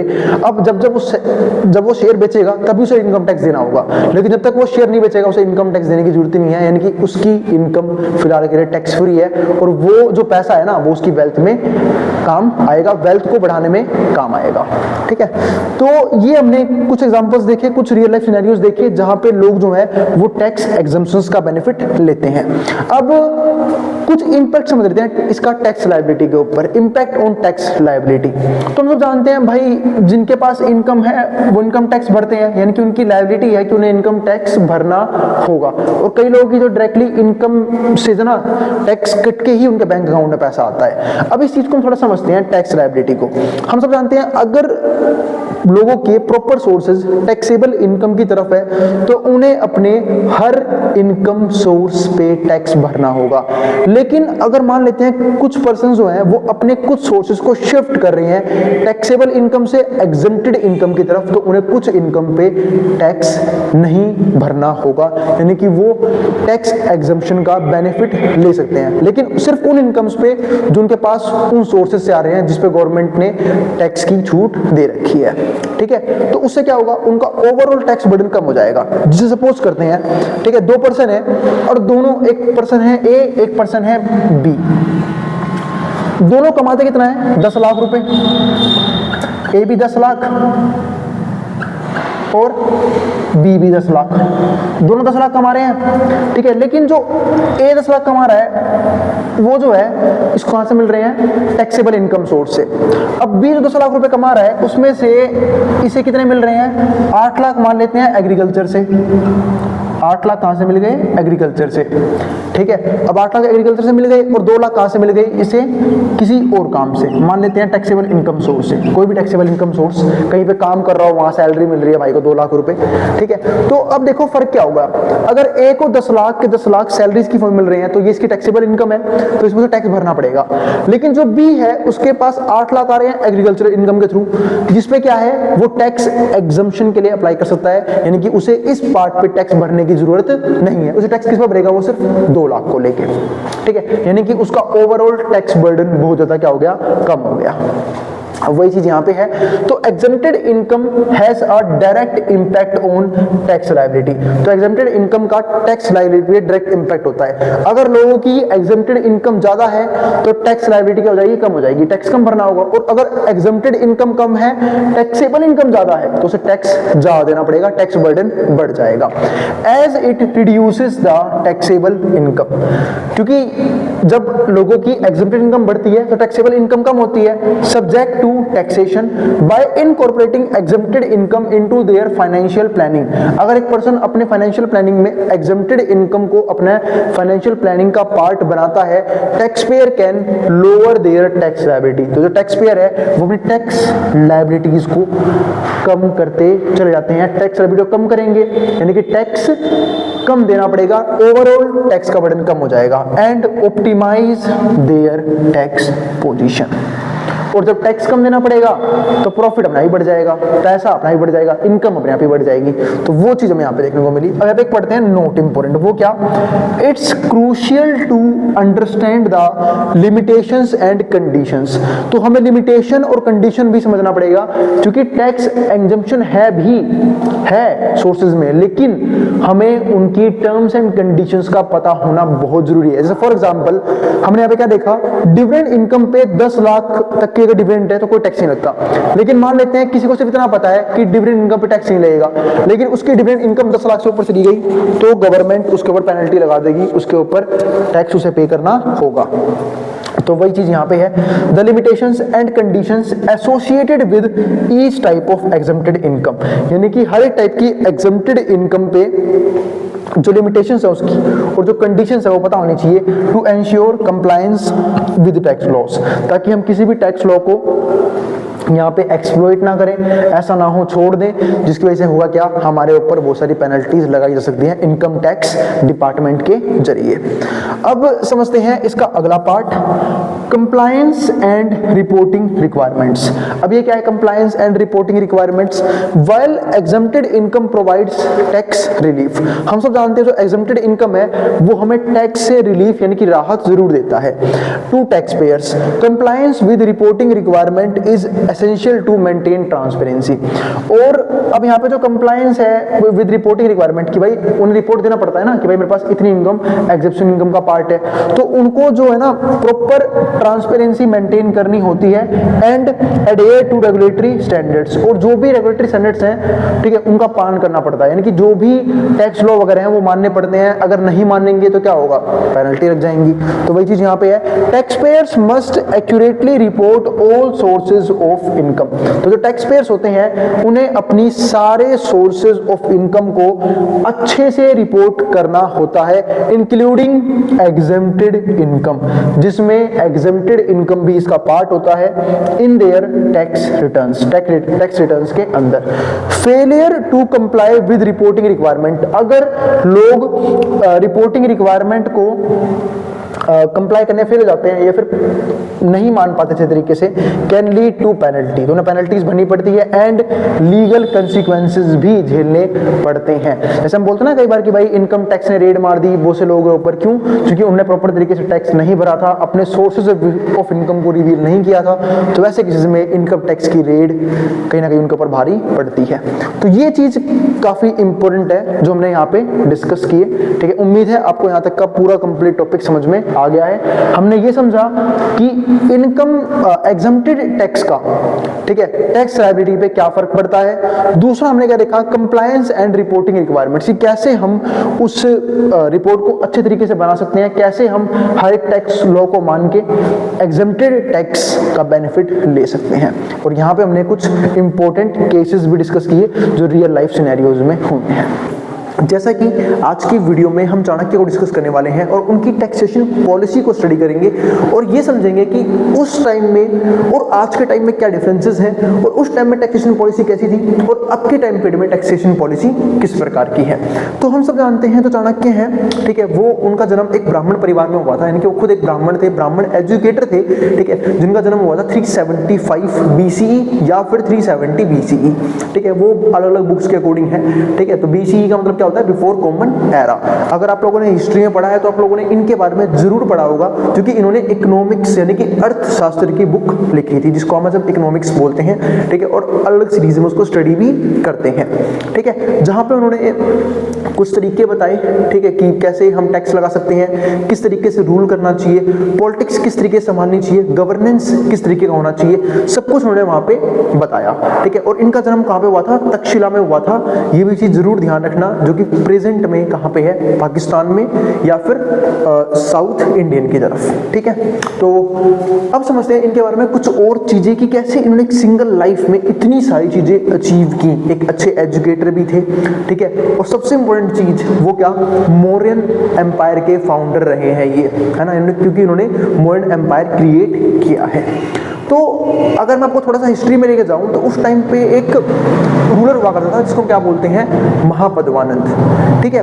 तो जब चाणक्य उनके दरबार में गए, उन्हें ये समझाने के लिए कि कुछ पर्शियन लोग हम पे अटैक करने वाले हैं, जैसे फॉर एग्जांपल उस टाइम पे अलेक्जेंडर, जिसको हम सिकंदर बोलते हैं, ठीक है, वो जो है कहीं ना कहीं एक तरह से रूल करने के पीछे आ रहा था इंडिया की तरफ, क्योंकि उसे एक तरह से बोलते हैं ना कि भाई वो विश्व विजेता बनना चाहता था।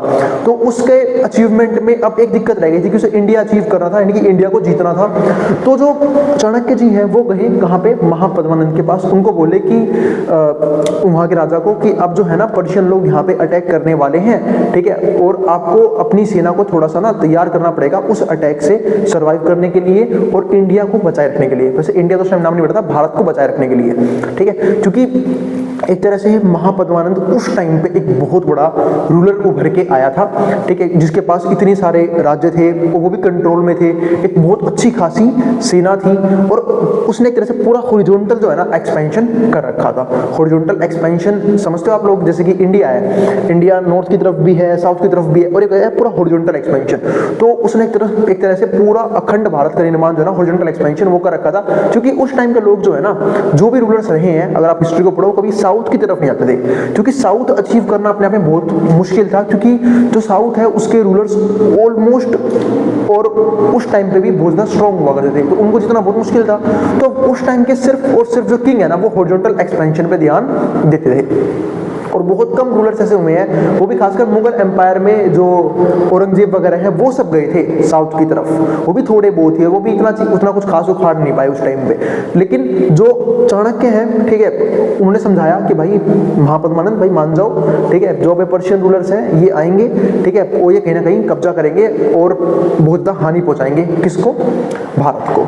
तो उस टाइम पे भाई वो अपने अहंकार में चूर, कौन, महापद्मानंद, वो बोला कि भाई ये क्या सिखाएगा मुझे, ठीक है, ये ब्राह्मण, ठीक है, भाई तेरे को जो चाहिए वो ले, निकल, गांव दे रहा हूँ तेरे को, पैसे दे रहा हूँ, ठीक है, खामखा ज्ञान मत दे यहाँ पे। तो उसने थोड़ा सा मिसबिहेव किया, किसके साथ, चाणक्य जी के साथ, यानी कि एक मतलब बहुत गंदा व्यवहार किया उस टाइम पे, ठीक है, और मतलब उनको अपमानित किया, शायद मारा वगैरह भी, ठीक है, उनकी चोटी खोल दी, जो चोटी बांध रखी थी। तो उस टाइम पे चाणक्य जी ने ना प्रण लिया था कि जब तक, ठीक है, जब तक मैं तुम्हें इस गद्दी से हटा नहीं देता, ठीक है, तब तक मैं शिखा को नहीं बांधूंगा। और वो कसम थी जहां से स्टार्ट हुई उनकी एक इंपॉर्टेंट जर्नी, कि उन्होंने एक बच्चे को बड़ा किया, ठीक है, जिसका नाम क्या हुआ, चंद्रगुप्त मौर्य, ठीक है, उसे एजुकेट किया, उसे हर तरह की विद्या प्रदान की, उन्हें, ठीक है, एक मिनट रुकना, चलो आगे देखते हैं। हाँ, तो मैं क्या बात कर रहा था कि जो चंद्रगुप्त मौर्य थे उन्होंने उन्हें गोद लिया, उन्हें एजुकेट किया, उन्हें पॉलिटिक्स सिखाई, ठीक है, उन्हें शस्त्र विद्या सिखाई, उन्हें और भी बहुत सारी चीजें जो है ना वो सिखाई, ताकि वो जब थोड़े से बड़े हों, ठीक है, तो एज ए रूलर उभर के आए, ठीक है, और उनके अंदर वो गुण भी दिख रहे थे रूलर वाले, ठीक है। फिर उन्हें प्रॉपर तरीके से उन्हें तैयार किया गया, सिर्फ किस लिए, ताकि वो जब बड़े हों, ठीक है, अपने यंग एज में आए तो वो महापद्मानंद को खत्म कर सके, उन्हें राजगद्दी से हटा सके। और जैसे कि उन्होंने किया भी, और इस तरीके से शुरुआत हुई मौर्य वंश की, ठीक है, यानी कि जिसको हम क्या बोलते हैं कि फाउंडर ऑफ मौर्यास, ठीक है। तो चाणक्य ने एक बहुत इंपॉर्टेंट रोल प्ले किया था, ठीक है, मौर्य वंश के इस्टेब्लिशमेंट में। और एक चीज और इंपॉर्टेंट, सिर्फ उन्होंने यहाँ पर रुके नहीं, वो जब मौर्य वंश इस्टेब्लिश हो गया, वो प्रॉपर तरीके से चले, एक तरीके से अखंड भारत का निर्माण हो, ठीक है, तो वो सब चीजें भी चाणक्य ने देखी। उन्होंने और भी चीजें वहां पे लॉन्च की, उन्होंने पॉलिटिक्स अच्छे तरीके से प्ले करी कि भाई हमारे जो है ना पॉलिटिकल रिलेशंस बाकी स्टेट के साथ काफी अच्छे होने चाहिए, बाकी राज्यों के साथ काफी अच्छे तरीके से होने चाहिए, ठीक है। यही नहीं, उस टाइम पर उन्होंने मैट्रिमोनियल अलायंस स्टार्ट कर दिया था। उन्होंने चंद्रगुप्त को बोला कि आपको जो है ना वॉर से अच्छा है कि आप मैट्रिमोनियल अलायंस यानी कि शादी करते रहो अन्य राजाओं के साथ, जो भी उनकी डॉटर वगैरह होंगी, ताकि आप उनके साथ रिलेशनशिप में आ जाओ, और कोई भी पर्सन अपने रिलेशनशिप या फिर अपने रिलेटिव के साथ अटैक में नहीं आता, वॉर में नहीं आता। तो इसका मतलब क्या है कि सपोर्ट लेने के लिए हम जो है वो वॉर से नहीं करेंगे, हम मैट्रिमोनियल अलायंस फॉलो करेंगे, यानी कि जिसके जरिए हम जो है दूसरे राजाओं का सपोर्ट ले पाए और वो हमारे ऊपर कभी अटैक भी नहीं करेंगे, क्योंकि हम उनके रिलेटिव्स हैं। तो इस तरीके से जो है ना चाणक्य ने कहीं ना कहीं पूरा अखंड भारत जो है ना उस टाइम पे बनाया था, यानी कि इकोनॉमी अच्छी करी, पॉलिटिक्स अच्छी करी, गवर्नेंस सिखाई, ठीक। और उन्हें ये भी सिखाया कि हम जो है ना, मतलब चंद्रगुप्त मौर्य को ये भी सिखाया कि हम जो है ना रूल करेंगे लेकिन प्यार से, ठीक है, हमें वॉर वगैरह नहीं लड़नी, हमें लड़ाई नहीं करनी, ठीक है। मतलब उसमें भी क्या है, पैसा खर्च होगा, इकोनॉमी वीक होगी, इससे अच्छा क्या है कि हम जो है वो प्यार से रूल करेंगे, और जनता जो है ना वो डर की बजाय प्यार से काबू में ज्यादा रहती है और रिस्पेक्ट भी करती है। तो वो चीज उन्होंने चंद्रगुप्त मौर्य को सिखाई। साथ साथ वो एक और प्रणाली लेके उसे क्या बोलते हैं, दंड व्यवस्था। अब दंड व्यवस्था क्या है कि जो पर्सन लॉ एंड ऑर्डर नहीं मानेगा, हम उसे टाइम टू टाइम वहां पे पनिश भी करते रहेंगे, ताकि जो राज्य है उसको चलाने में किसी प्रकार की दिक्कत ना हो, ठीक है। यानी कि law and order proper maintain रहना चाहिए। तो इन चीजों पे चाणक्य ने बहुत अच्छे तरीके से काम किया, और यही नहीं, इस तरीके से जो है ना अखंड भारत का निर्माण किया गया था उस टाइम पे, ठीक है, जब मौर्य वंश स्टैब्लिश किया गया था। तो वही चीज है। और ध्यान रखना, अखंड भारत का मतलब उस टाइम पे क्या था, सिर्फ हॉरिजॉन्टल एक्सपेंशन, क्योंकि साउथ की तरफ जनरली जो है ना कोई भी रूलर उस टाइम पे नहीं जा रहा था, क्योंकि साउथ पे अगर आप देखोगे उसी उनके कंटेम्परेरी बहुत अच्छे अच्छे रूलर्स वहां पे रहे हैं, ठीक है, जो बहुत पावरफुल भी थे। तो इसलिए कोई भी रूलर जो है ना उस टाइम पे साउथ की तरफ अपने आप को एक्सपेंड नहीं कर पा रहा था और करना भी नहीं चाह रहा था, क्योंकि वहां का इन्वायरमेंट अलग था, वहां के रूलर्स अलग थे, वो पहले से ही बहुत संपन्न थे, तो उनके साथ वॉर लड़ना भी इतना ईजी नहीं था।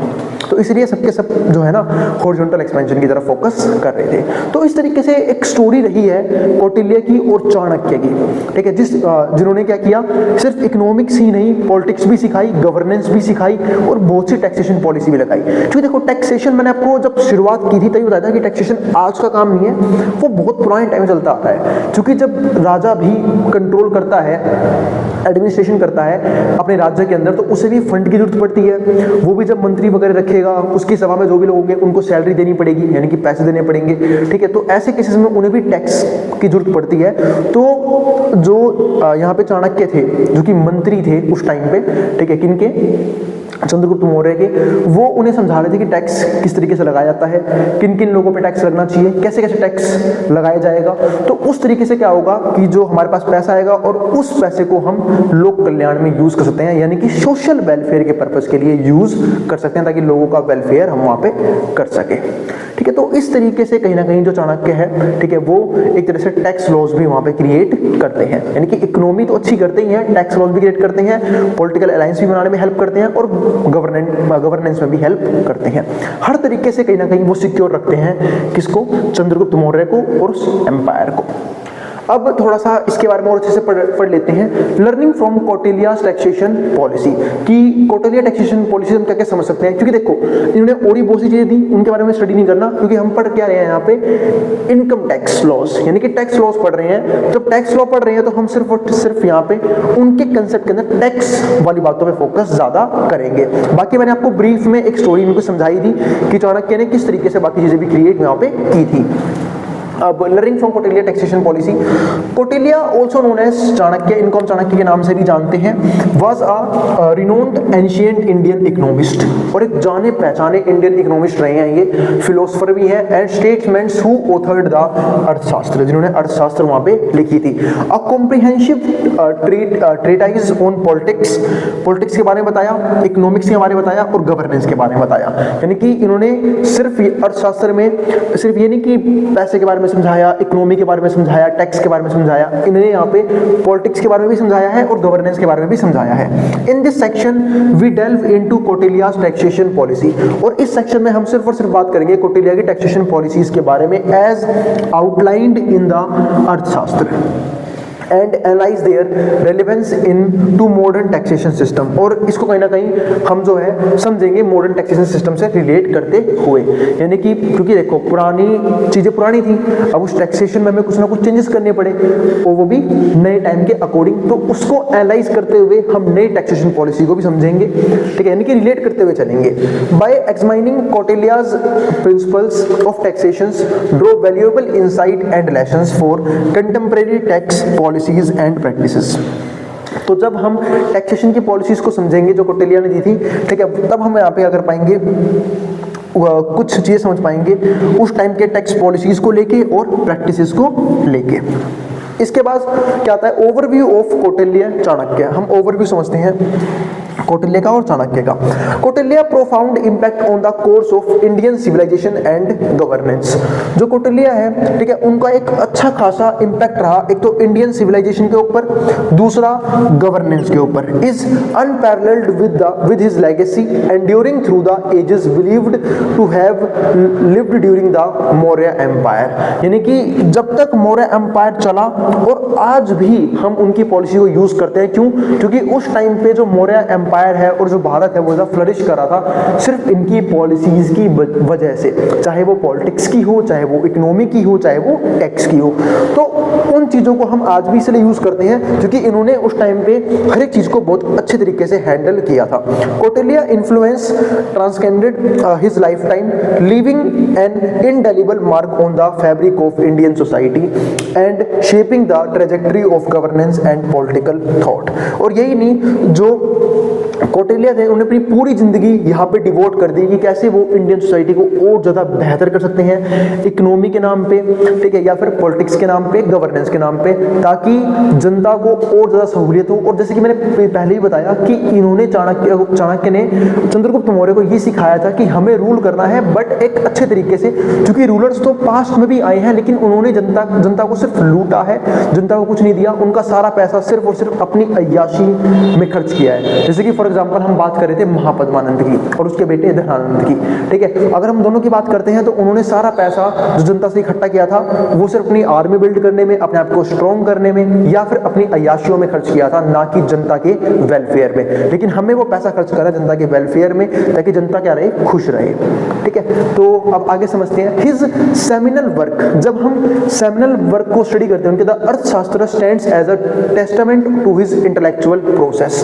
तो ये काफी अच्छी बुक उभर के आती है, and pragmatic approach to statecraft offering invaluable sights into political theory, जहां पे हम अलग अलग पॉलिटिकल थ्योरी को स्टडी करते हैं कि पॉलिटिक्स किस तरीके से काम करती है। इकोनॉमिक मैनेजमेंट की बात करते हैं कि भाई पैसा बहुत इंपॉर्टेंट चीज है एक इकोनॉमी को चलाने के लिए, तो इकोनॉमिक मैनेजमेंट किस तरीके से हो, एंड एडमिनिस्ट्रेटिव प्रैक्टिसेस, और जो प्रशासन है वो किस तरीके से काम करना चाहिए, उनके बारे में उन्होंने काफी अच्छे तरीके से बताया। खासकर इकोनॉमिक्स के बारे में, क्योंकि हम सब जानते हैं हम इकोनॉमिक्स पढ़ते ही इस वजह से हैं क्योंकि जो रिसोर्सेज हैं वो क्या है, लिमिटेड, लेकिन हमारी जो वांट्स हैं और जो डिजायर्स हैं वो क्या है, अनलिमिटेड, और उसको फुलफिल करने के लिए वो रिसोर्सेज कभी भी हमें कंप्लीट नहीं पड़ते। तो उस चीज की वजह से इकोनॉमिक मैनेजमेंट एक मोस्ट इंपॉर्टेंट पार्ट यहाँ पे प्ले करते हैं। और इसके अलावा जब हम बात करते हैं एडमिनिस्ट्रेटिव प्रोसेस प्रैक्टिसेस की, तो वो बिल्कुल भी, एक तो जब हम इन प्रैक्टिसेस की बात कर रहे हैं तो वो करप्ट नहीं होने चाहिए, ट्रांसपेरेंट होने चाहिए, ताकि जनता उनका पूरी तरीके से यूज कर पाए और जनता को सहूलियत मिले। इसके बाद क्या आता है, Kautilya's ascent to prominence was marked by his relentless pursuit of knowledge. जो भी इनकी नॉलेज थी, एक तो उन्होंने पूरी बांटनी शुरू कर दी, ठीक है, सिर्फ यही नहीं कि उन्होंने सिर्फ चंद्रगुप्त मौर्य को एजुकेट किया, उन्होंने अपने अंदर और भी जो उनके स्टूडेंट्स थे उनको भी एजुकेट किया ताकि वो इन फ्यूचर उस राज्य को, उस इकोनॉमी को संभालने में हेल्प कर पाए। Strategic acumen and unwavering commitment to the welfare of the state, मतलब एक ऐसी पर्सनैलिटी थी जो पूरी ताकत से लगी हुई थी कि कैसे हम स्टेट को ज़्यादा से ज़्यादा वेलफेयर पहुंचा पाए, यानी कि लोगों का ज़्यादा कल्याण करे, बेनिफिट हो, ठीक है, लड़ाई झगड़े में ज़्यादा इन्वॉल्व ना हो। इसलिए हम देखते भी हैं, ठीक है, कि चंद्रगुप्त मौर्य के बाद जो हमारे और भी रूलर्स आते हैं, चाहे वो बिंदुसार हो, अशोका हो, ठीक है, वो सब भी जो है ना वो सिर्फ वेलफेयर के ऊपर फोकस करते हैं। हाँ, इनिशियल स्टेज पे थोड़ी बहुत वायलेंस करनी पड़ती है, ठीक है, क्योंकि वही बात है ना कि कुछ लोग जो है ना वो लातों के भूत होते हैं, वो बातों से नहीं मानते। तो वही सेम चीज है कि रूलर्स की लाइफ हमेशा जो है ना वो अच्छी हो जरूरी नहीं है, ठीक है। एक तो होता है कि हम खुद ही वॉयलेंट हैं, इसलिए हम जो है हर एक राज्य पे कब्जा करने के लिए जो युद्ध है उसका सहारा लेते हैं, लेकिन वहां पे ऐसा नहीं था। बट कई लोग अगर जबरदस्ती करेंगे तो भाई, जैसे फॉर एग्जांपल अब भारत देखो कितना शांतिपूर्ण देश है, लेकिन वहीं पे अगर हम कंपेयर करते हैं पाकिस्तान को भारत के साथ, ठीक है, तो भाई कभी ना कभी उसकी उलझुल हरकतें सामने आती रहती है कि भाई कभी कहीं पे हमला कर दिया, कहीं पे बम ब्लास्ट कर दिया, ठीक है। तो ऐसे केस में जवाब तो देना पड़ेगा, क्योंकि हमारे आर्मी के इतने सारे लोग मार जाते हैं, हमारे इतने जवान शहीद हो जाते हैं, ठीक है, तो भाई उनको जवाब देना बहुत जरूरी है, वरना क्या होगा, इनकी हरकतें और बढ़ती चली जाएंगी। तो इसलिए जो है ना हमें भी एक्शन लेना पड़ता है। तो वही सेम चीज है कि चाहे वो अशोका की हिस्ट्री हो, उन्होंने भी स्टार्टिंग में बहुत ज्यादा वॉर लड़ी थी, लेकिन बाद में उन्होंने देखा कि भाई खून खराब बहुत हो गया है, तो उन्होंने ये सारी चीजें क्या कर दी, छोड़ दी। वही सेम चीज यहाँ पे है कि जो कौटिल्य है उनका मेन मकसद क्या था कि किसी भी तरीके से वेलफेयर होना चाहिए स्टेट का, चाहे वो अच्छी पॉलिटिक्स को लेके हो, ठीक है, अच्छी स्ट्रेटजीज हो, एडमिनिस्ट्रेशन हो या फिर इकोनॉमी हो, हर तरीके से स्टेट का वेलफेयर होना बहुत जरूरी है। इसके बाद क्या आता है, as a scholar Kautilya delved into diverse field of study. यही नहीं, एज अ स्कॉलर जब कौटिल्य पढ़ रहे थे उन्होंने और भी बहुत डीप में स्टडी करी, ranging from economics and political science. Economics में काफी ज्यादा महारत हासिल करी, वहां पे बहुत सारी पॉलिसीज दी, पॉलिटिकल साइंस से बहुत सारी पॉलिसीज दी, टू एथिक्स एंड फिलोसफी दी उन्होंने बहुत सारी, honing his intellect and developing a comprehensive understanding of the intricacies of governance. और यही नहीं, उन्हें जो गवर्नेंस है उन्हें उसके भी अलग तरीके दिए कि कैसे एक पर्सन सक्सेसफुल एडमिनिस्ट्रेशन क्रिएट कर सकता है, और यही नहीं, समाज को एक भलाई की तरफ लेके जा सकता है। तो वो सब चीजें कौटिल्य के राज्य में हमें देखने को यहाँ पे मिलती हैं। और उन्होंने सिर्फ ऐसा ही नहीं, बहुत सारी थ्योरीज लिखी भी, ताकि जो आने वाले रूलर्स भी हैं वो भी अगर उन्हें पढ़ें तो समझें कि रूल किस तरीके से किया जाता है। इसके बाद कुछ और पॉइंट थे, he emerge as a trusted adviser and confident to Chandragupta Maurya, यानी कि चंद्रगुप्त मौर्य। तो वो एक एडवाइजर थे कि किन के लिए, चंद्रगुप्त के लिए और चंद्रगुप्त मौर्य के लिए, जो फाउंडर थे किसके, मौर्य एम्पायर के। आप कह सकते हो कि जो चाणक्य हैं और चंद्रगुप्त मौर्य हैं, दोनों ने मिलके मौर्य एम्पायर क्रिएट किया था। ये दोनों ही फाउंडर थे किसके, मौर्य एम्पायर के। दोनों अगर नहीं मिलते तो फिर मौर्य एम्पायर का क्रिएशन बहुत ही मुश्किल हो जाता, क्योंकि पावर किसकी थी, चंद्रगुप्त मौर्य की, लेकिन दिमाग किसका था, चाणक्य जी का। और दोनों ने मिलके रूल किया भारत के ऊपर। और यही नहीं, एक सोशल वेलफेयर के ऊपर भी अच्छे तरीके से काम किया यहाँ पे। इसके बाद कुछ पॉइंट्स हो रहे हैं, जैसे कि राजधर्म। अब राजधर्म क्या है, एक तरह से जो चाणक्य हैं उन्होंने यहाँ पे चंद्रगुप्त मौर्य को राजधर्म सिखाया कि राजधर्म क्या होता है, यानी कि इसको क्या बोलते हैं, ड्यूटी ऑफ रूलर, कि रूलर जो है ना उसकी ड्यूटी क्या होती है, उसे कैसे सोसाइटी के लिए सर्व करना होता है, काम करना होता है, किस तरीके से पॉलिटिकल अलायंस क्रिएट करने होते हैं, कैसे एक इकोनॉमी को अच्छा किया जा सकता है और कैसे अच्छा करना चाहिए। तो वो सब चीजें चंद्रगुप्त मौर्य को समझाई, which emphasises a paramount importance of ethical governance, की गवर्नेंस हो लेकिन अच्छे तरीके से होनी चाहिए, welfare of the subjects and maintenance of social order, social order proper तरीके से मेंटेन रहे, ठीक है, और वेलफेयर हो लोगों का हर तरीके से, ये बहुत जरूरी है। और ये सब क्या होते हैं, ड्यूटी ऑफ रूलर, यानी कि राजधर्म। इसके अलावा आखिरी पॉइंट क्या आता है, कंसेप्ट ऑफ डंडा। अब डंडा का मतलब क्या है, पे दंड बोलते हैं इसे, इंग्लिश में लिखा हुआ है ना, तो दंड बोलते हैं, यानी कंसेप्ट ऑफ दंड। इस बात का मतलब है कि कोई पर्सन अगर लॉ एंड ऑर्डर को फॉलो नहीं करता है तो उसे सजा मिलनी चाहिए, यानी कि पनिशमेंट मिलनी चाहिए। इसको हम क्या बोलते हैं, कोर्शियन एंड पनिशमेंट। जैसे कि आज भी हम देखते हैं लॉ एंड ऑर्डर मेंटेन करने के पुलिस है, ठीक है, एग्जीक्यूटिव हमने बनाई है उसके लिए ताकि लॉ एंड ऑर्डर प्रॉपर तरीके से क्या रहे, मेंटेन रहे, और जो फॉलो नहीं करेगा उसे क्या मिलेगी, सजा मिलेगी, ठीक है। तो वही चीज है। लेकिन हम आज ये भी देखते हैं कि लॉ एंड ऑर्डर भी ना, चाहे हमारा इंडिया ही क्यों ना हो, प्रॉपर तरीके से मेंटेन नहीं है। लोग बहुत डरे हुए रहते हैं कि कभी भी कुछ भी हो जाता है, ठीक है। जो क्राइम कर भी रहे हैं उन्हें प्रॉपर सजा नहीं मिलती, वो छूट जाते हैं, या तो लूप होल्स की वजह से लॉ के अंदर, या फिर पैसों की वजह से, करप्शन की वजह से, पावर की वजह से। तो बहुत सी दिक्कतें यहाँ पे देखने को मिलती हैं। और इसी को मेंटेन करने के लिए जो है ना दंड व्यवस्था बनाई गई थी, किस टाइम पे, मौर्य एम्पायर के टाइम पे, ताकि लोग जो हैं वो लॉ एंड ऑर्डर बिगाड़े ना, ठीक है। और अगर बिगाड़ रहे हैं कुछ लोग तो उन्हें ऐसी सजा मिलनी चाहिए कि बाकी लोग जो हैं उस सजा को देख के ही कांप जाएं कि भाई नहीं, ये क्राइम तो नहीं करना चाहिए हमें, वरना सजा बहुत भयंकर मिलती है। प्रीवियस वीडियो में मैंने आपको ये टॉपिक समझाया कि चाणक्य ने टैक्सेशन पॉलिसी किस तरीके से दी थी और क्या क्या बातें की गई थी अर्थशास्त्र बुक में, जहां पे मैंने आपको चाणक्य की थोड़ी सी हिस्ट्री के बारे में बताया था। और उम्मीद है आप लोग हर एक टॉपिक को सीरीज वाइज ही देख रहे हो, ठीक है। अब जो हम बात करने वाले हैं वो ये बात करने वाले हैं प्रिंसिपल्स ऑफ टैक्सेशन इन अर्थशास्त्र, यानी कि टैक्सेशन को लेके अर्थशास्त्र में किस किस तरह के प्रिंसिपल्स दिए हुए हैं, और उसका उस टाइम में तो यूज था ही, प्रेजेंट में क्या यूज है, प्रेजेंट में कैसे हम उन पॉलिसीज को अप्लाई करते हैं, वो सब हम डिस्कस करने वाले हैं इस वीडियो के अंदर। क्योंकि जैसे कि हम जानते हैं जो अर्थशास्त्र है वो कौटिल्य यानी कि चाणक्य ने लिखी थी। वो एक विजनरी फिलोसोफर थे। उन्होंने देखा कि मैं कुछ पॉलिसीज इस तरीके की बनाऊंगा जो जिसका यूज आज तो हुई, लेकिन आने वाले फ्यूचर में जो भी लोग अच्छे तरीके से रूल करना चाहते हैं, अच्छी पॉलिसीज यूज करना चाहते हैं, इकोनॉमी को स्ट्रॉन्ग करने के लिए इकोनॉमिक पॉलिसी यूज करना चाहते हैं, तो उनके पास ये पॉलिसीज हों जिसको यूज करके वो उस टाइम में भी इकोनॉमी को बेहतर कर सकते हैं। यानी कि वो पॉलिसीज सिर्फ उस टाइम के लिए नहीं थी, आज भी हमारी इकोनॉमी में वो पॉलिसीज यूज की जाती हैं, चाहे वो टैक्सेशन पॉलिसीज ही क्यों ना हो। तो एक एक करके समझते हैं ऐसी कौन कौन सी चीजें थी उस टाइम पे। तो प्रिंसिपल्स ऑफ टैक्सेशन इन अर्थशास्त्र, कौटिल्यस अर्थशास्त्र a masterpiece of ancient Indian literature, यानी कि ये एक काफी बुक थी, काफी अच्छी बुक थी, मास्टरपीस था उस टाइम का, ठीक है। जिसमें हमने किसके बारे में बात की थी, टैक्सेशन के बारे में, इकोनॉमिक पॉलिसीज के बारे में, गुड गवर्नेंस के बारे में। तो इन चीजों के बारे में हमने उस टाइम पे बात की थी और उनका यूज हम आज भी करते हैं।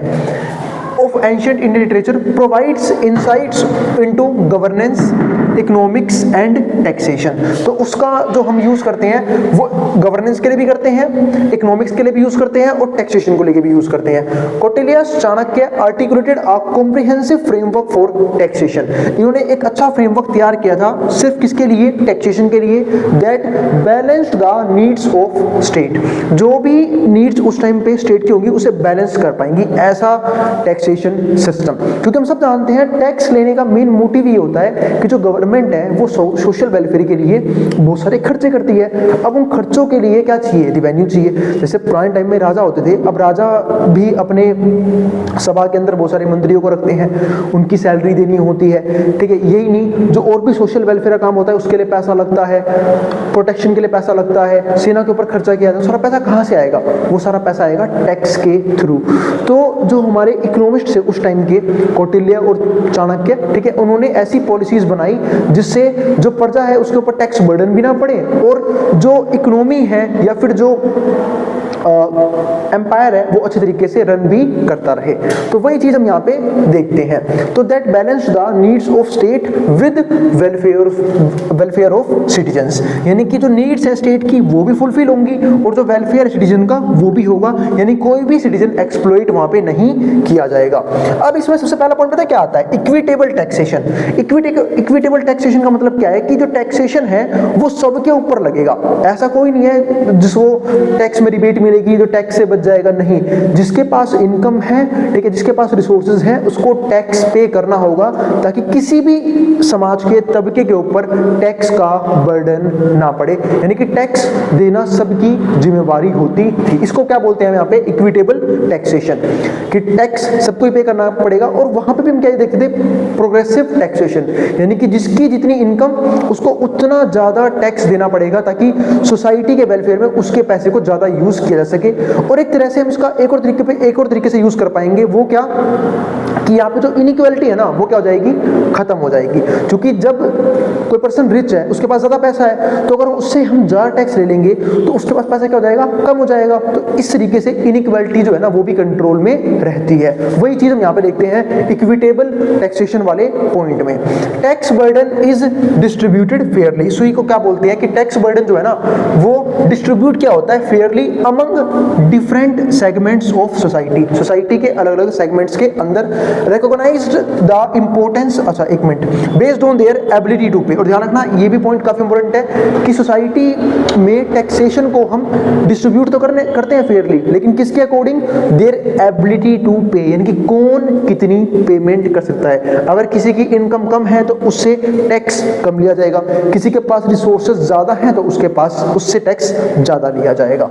इसी को हम क्या बोलते हैं आज के टाइम में, progressive taxation. recognize the importance of balancing physical needs with socio-economic consideration। अब इससे होता क्या है, जो फिजिकल नीड्स हैं एक तो वो फुलफिल होगी, यानी कि जो स्टेट को पैसा चाहिए, जो किंगडम को पैसा चाहिए, जो किंग को पैसा चाहिए वो मिल जाएगा। दूसरा, उस पैसे को हम सोशल वेलफेयर में यूज कर सकते हैं। इसी को क्या बोलते हैं, socio economic considerations and ensuring that taxation policy promote economic welfare. और ये भी एंश्योर किया जाता है कि जो टैक्सेशन पॉलिसीज हैं वो इस तरह की पॉलिसीज होंगी जो इकोनॉमिक वेलफेयर लोगों का इंक्रीज करेगी, साथ में सोशल जस्टिस जो है ना वो भी यहाँ पे क्या करेगी, प्रमोट करेगी। ये तो हो गया पहला पॉइंट जिसको हम क्या बोलते हैं, इक्विटेबल टैक्सेशन। दूसरा क्या हो गया, ब्रॉड टैक्स बेस।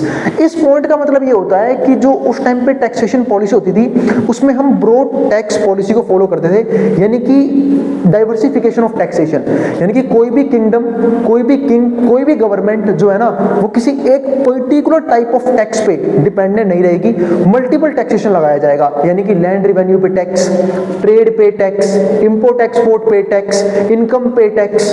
ठीक है, तो जब हम मल्टीपल टैक्सेशन यूज करते हैं तो जो गवर्नमेंट है या फिर जो किंगडम है उसकी जो नीड है, ठीक है, वो कहीं से किसी भी एक पर्टिकुलर सोर्स पे डिपेंडेंट नहीं रहती है, मल्टीपल सोर्सेज से क्या आता है, इनकम आता है, रिवेन्यू आता है, जिसकी वजह से इकोनॉमिक सिस्टम जो है ना वो काफी एफिशिएंटली काम यहाँ पे करता है। वही चीज ये पॉइंट बताता है हमारे पास, broad tax base, diversifying revenue streams. इसका मतलब ये होता है कि जो भी रिवेन्यू स्ट्रीम है उसे डाइवर्सिफाई कर दो to include various sources of income, यानी कि अपने सोर्सेज ऑफ इनकम को इंक्रीज करके। जैसे फॉर एग्जांपल जब हम एज अ इंडिविजुअल बात करते हैं तो हम लोग भी तो ये कोशिश करते हैं कि हमारे पास इनकम सोर्सेज एक से ज्यादा होने चाहिए, यानी कि मल्टीपल इनकम सोर्सेज होने चाहिए, ताकि अगर किसी एक तरीके पे दिक्कत आई भी तो हमारे पास दूसरे तरीके होंगे वो हमें संभाल लेंगे, क्योंकि हमारे पास मल्टीपल सोर्सेज ऑफ इनकम होते हैं। वही चीज यहाँ पे है कि जो स्टेट है उसके पास भी मल्टीपल टैक्सेशन की वजह से सोर्सेस ऑफ इनकम बढ़ जाते हैं, सच एज लैंड टैक्सेस, यानी कि लैंड टैक्सेस लगाया जाएगा, यानी कि जिसके पास जितनी ज्यादा लैंड उसे उतना ज्यादा टैक्स पे करना पड़ेगा। जैसे आज के टाइम में भी तो हम भरते हैं ना हाउस टैक्स, ठीक है, प्रॉपर्टी टैक्स, तो ऐसे इस टाइम पे क्या होता था यहाँ पे लैंड टैक्स, ट्रेड ड्यूटीज, अगर ट्रेड करना है टैक्स भरना है आज भी भरते हैं हम लोग, ठीक है, एंड इनकम टैक्सेस। और इनकम टैक्स तो बहुत कॉमन टैक्स है जो हमारे ऊपर लगाया जाता है। तो ये क्या हो गया, एक तरह से ब्रॉड टैक्स बेस जो उस टाइम पे यूज किया जा रहा था चंद्रगुप्त मौर्य एम्पायर के टाइम पे, और आज भी यूज किया जाता है, यानी कि जो टैक्सेशन पॉलिसीज हैं वो कभी भी खत्म नहीं हुई। उस जमाने में जो टैक्सेशन पॉलिसी यूज होती है उसको हम आज के जमाने में भी यूज करते हैं।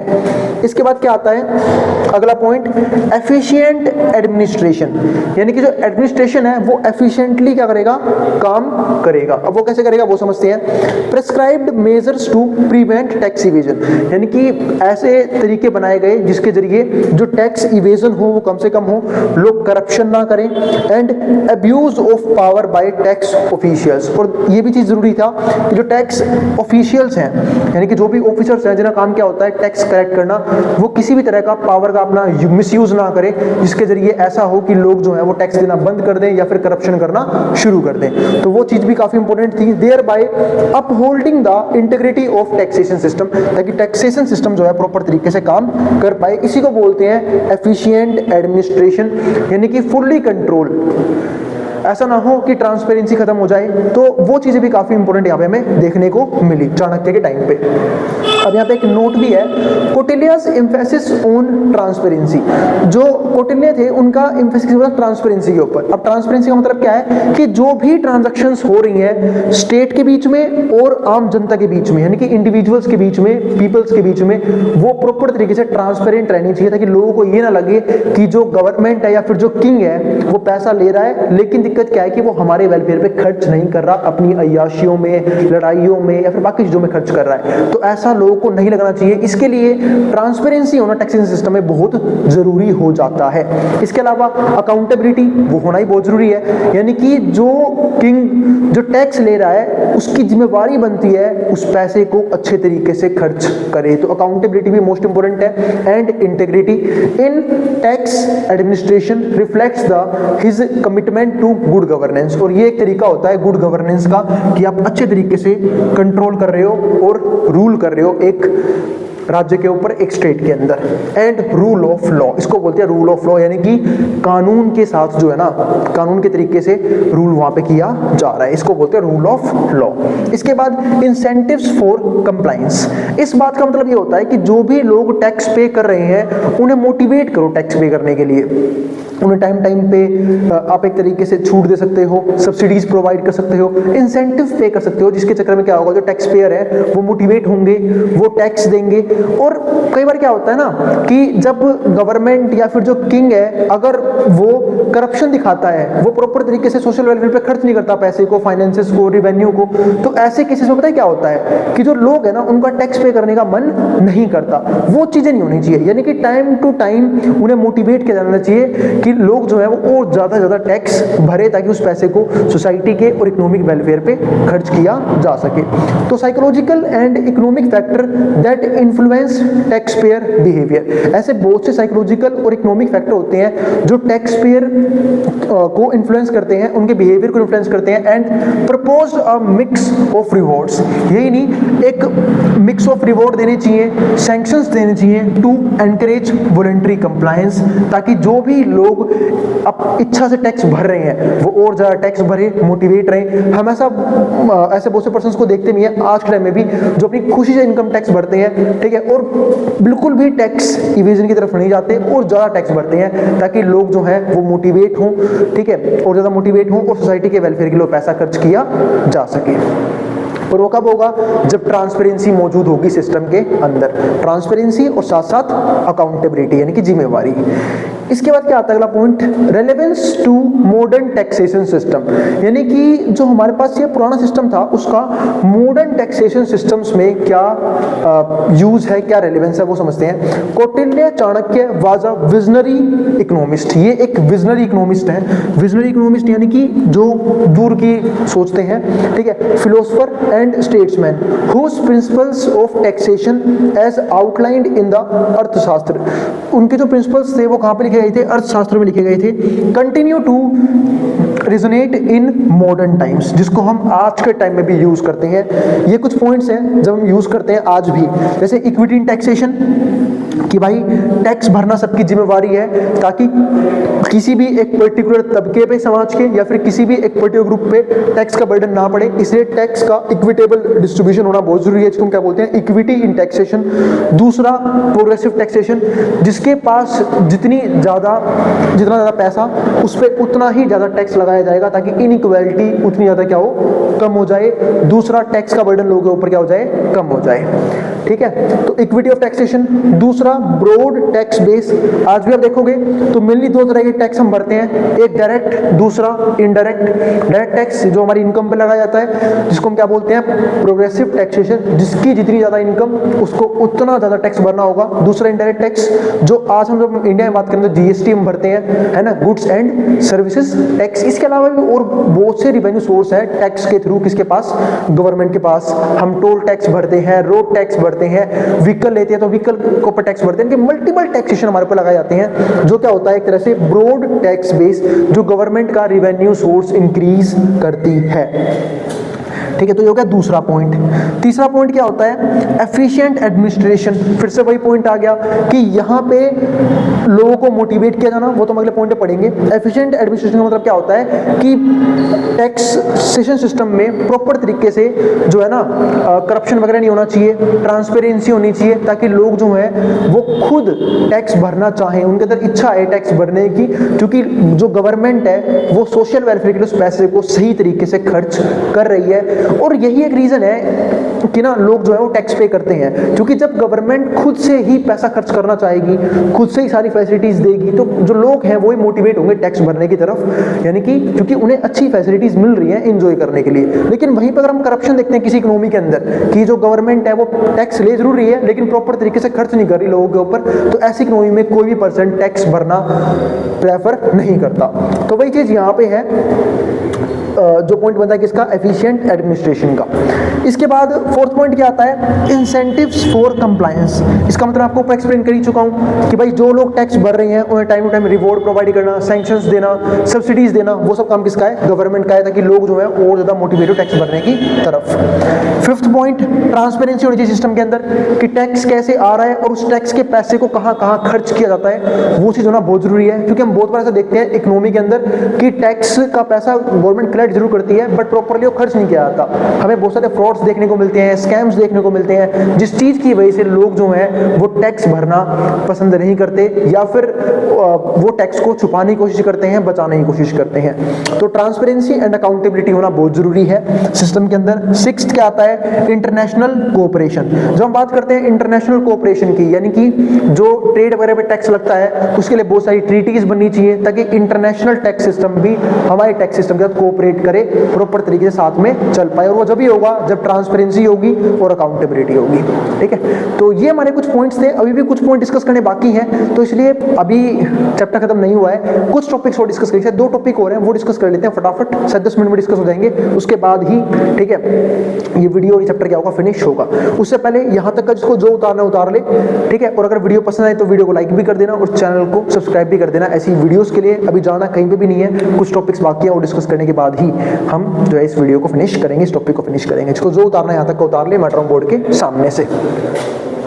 चलो फिर अब आगे के पॉइंट देखते हैं। तो दो टॉपिक और बाकी रह गए थे। अब पहला टॉपिक हमारे पास यहाँ पे क्या है, lesson learn from Kautilya's approach. यानी जब हम चाणक्य की टैक्सेशन पॉलिसी की बात करते हैं तो वहां से हमने कौन कौन सी सीखी, उसे कैसे हम आज के टाइम में यूज कर पा रहे हैं, वो हम डिस्कस करेंगे। तो ये 5 पॉइंट लिखे मैंने आपके सामने, ये 5 पॉइंट आपको एग्जाम में एक्सप्लेन करके भी आना है अगर टॉपिक आया तो। ठीक है, तो पहला पॉइंट क्या आता है, balance between physical needs and social welfare. अब जो हम बात करते हैं बैलेंस बिटवीन फिजिकल नीड्स की, तो फिजिकल नीड का मतलब क्या होता है, जैसे कि मैंने बात की कि टैक्सेशन सिस्टम लाया ही इसलिए गया था कि जो गवर्नमेंट है या फिर जो किंग्स हैं उनके कुछ एक्सपेंसेस होते हैं। जैसे फॉर एग्जांपल उन्होंने सेना रखी है रक्षा करने के लिए राज्य की, उसके लिए पैसा लगेगा, ठीक है, उसके लिए खर्चा करना पड़ेगा।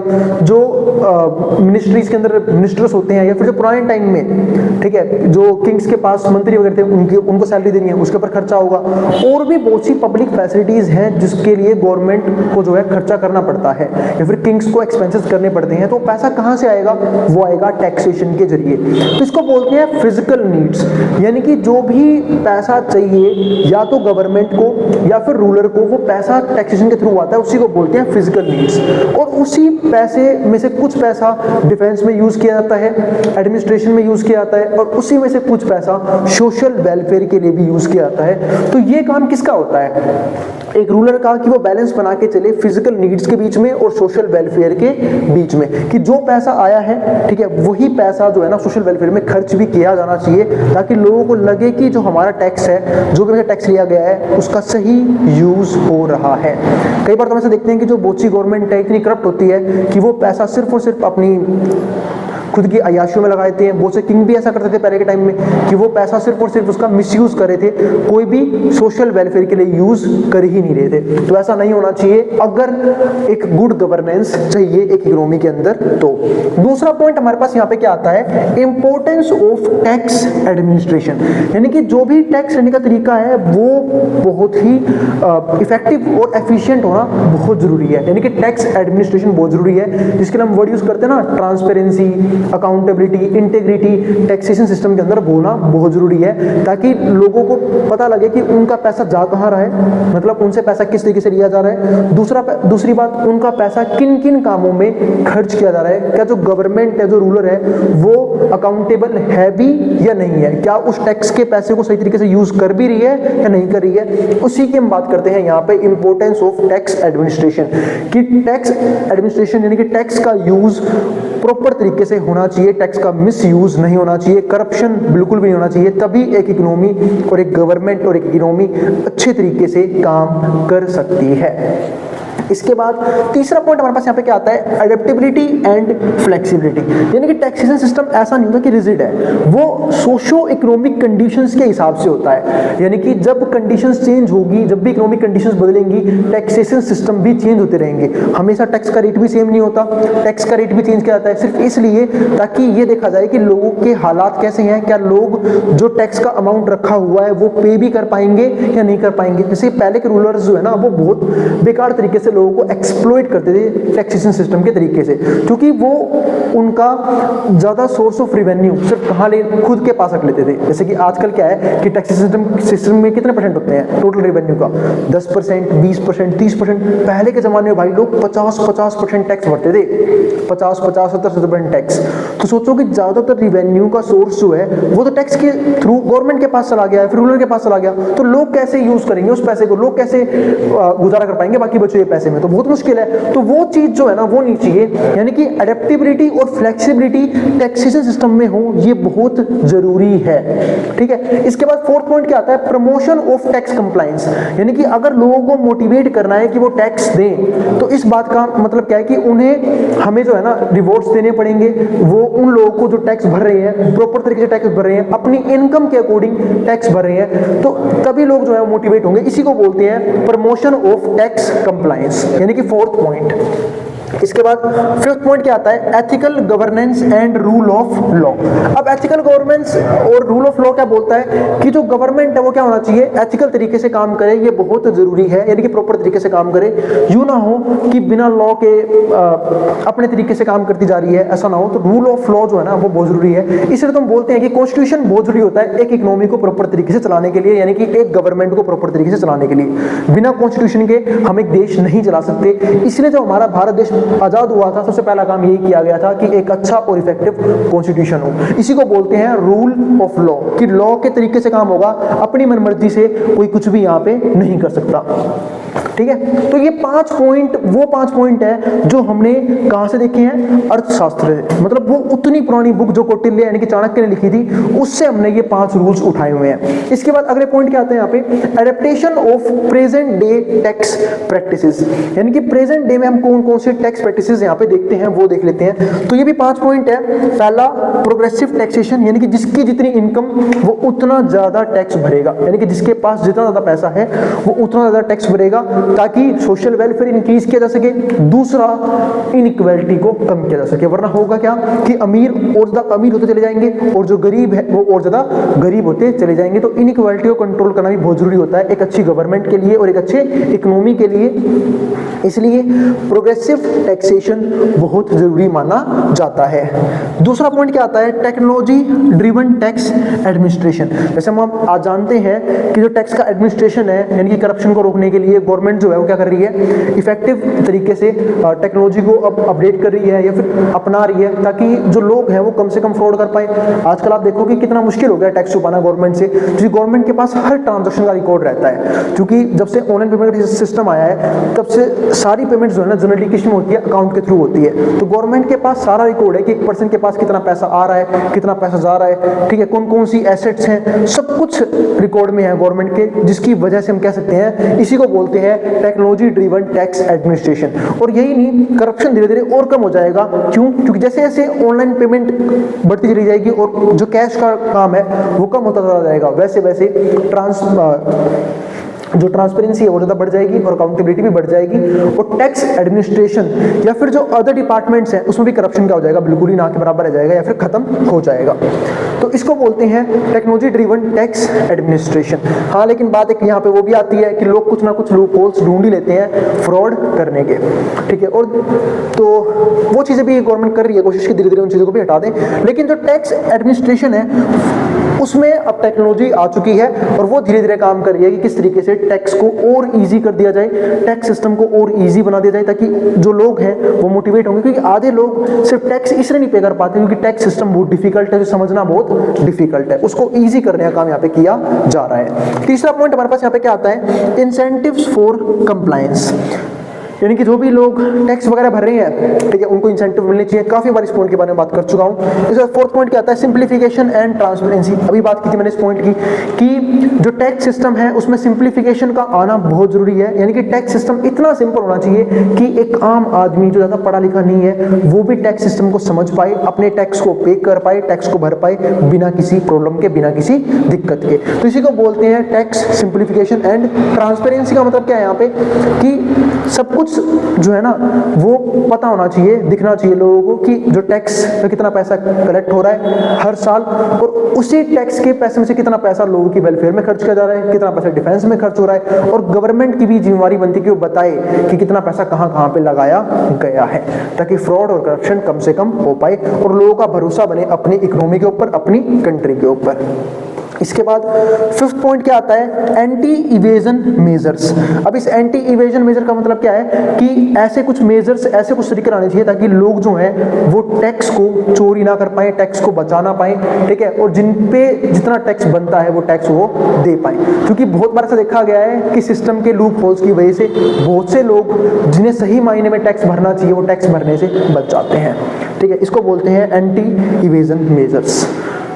तो उम्मीद है आपको चैप्टर समझ में आ गया है और आपको ये समझ में आ गया कि जो कौटिल्य टैक्सेशन पॉलिसी है वो किस तरीके से काम करती है और कैसे हम उसके कुछ प्रिंसिपल्स आज भी फॉलो करते आ रहे हैं, ठीक है। तो अब हम मिलेंगे अगली वीडियो में जहाँ पे हम बात करेंगे इसके नेक्स्ट कंसेप्ट के बारे में। तो अगर वीडियो पसंद आई तो वीडियो को लाइक कर देना और चैनल को सब्सक्राइब भी कर देना ऐसी वीडियोज़ के लिए। उन बच्चों में शेयर भी कर देना जिन बच्चों को एग्जाम होने वाला हो सेम सब्जेक्ट का, ठीक है। और एक और इम्पोर्टेंट बात, फिर भी कोई भी क्वेरी आ जाए इस टॉपिक से रिलेटेड, कोई भी दिक्कत रह जाए, कोई भी डाउट, कोई भी सजेशन हो, कमेंट बॉक्स खुले हुए हैं, आप कमेंट वहां पे कमेंट कर सकते हैं। अब हम मिलेंगे अगली वीडियो में जहां पे हम बात करेंगे इसके नेक्स्ट कंसेप्ट के बारे में।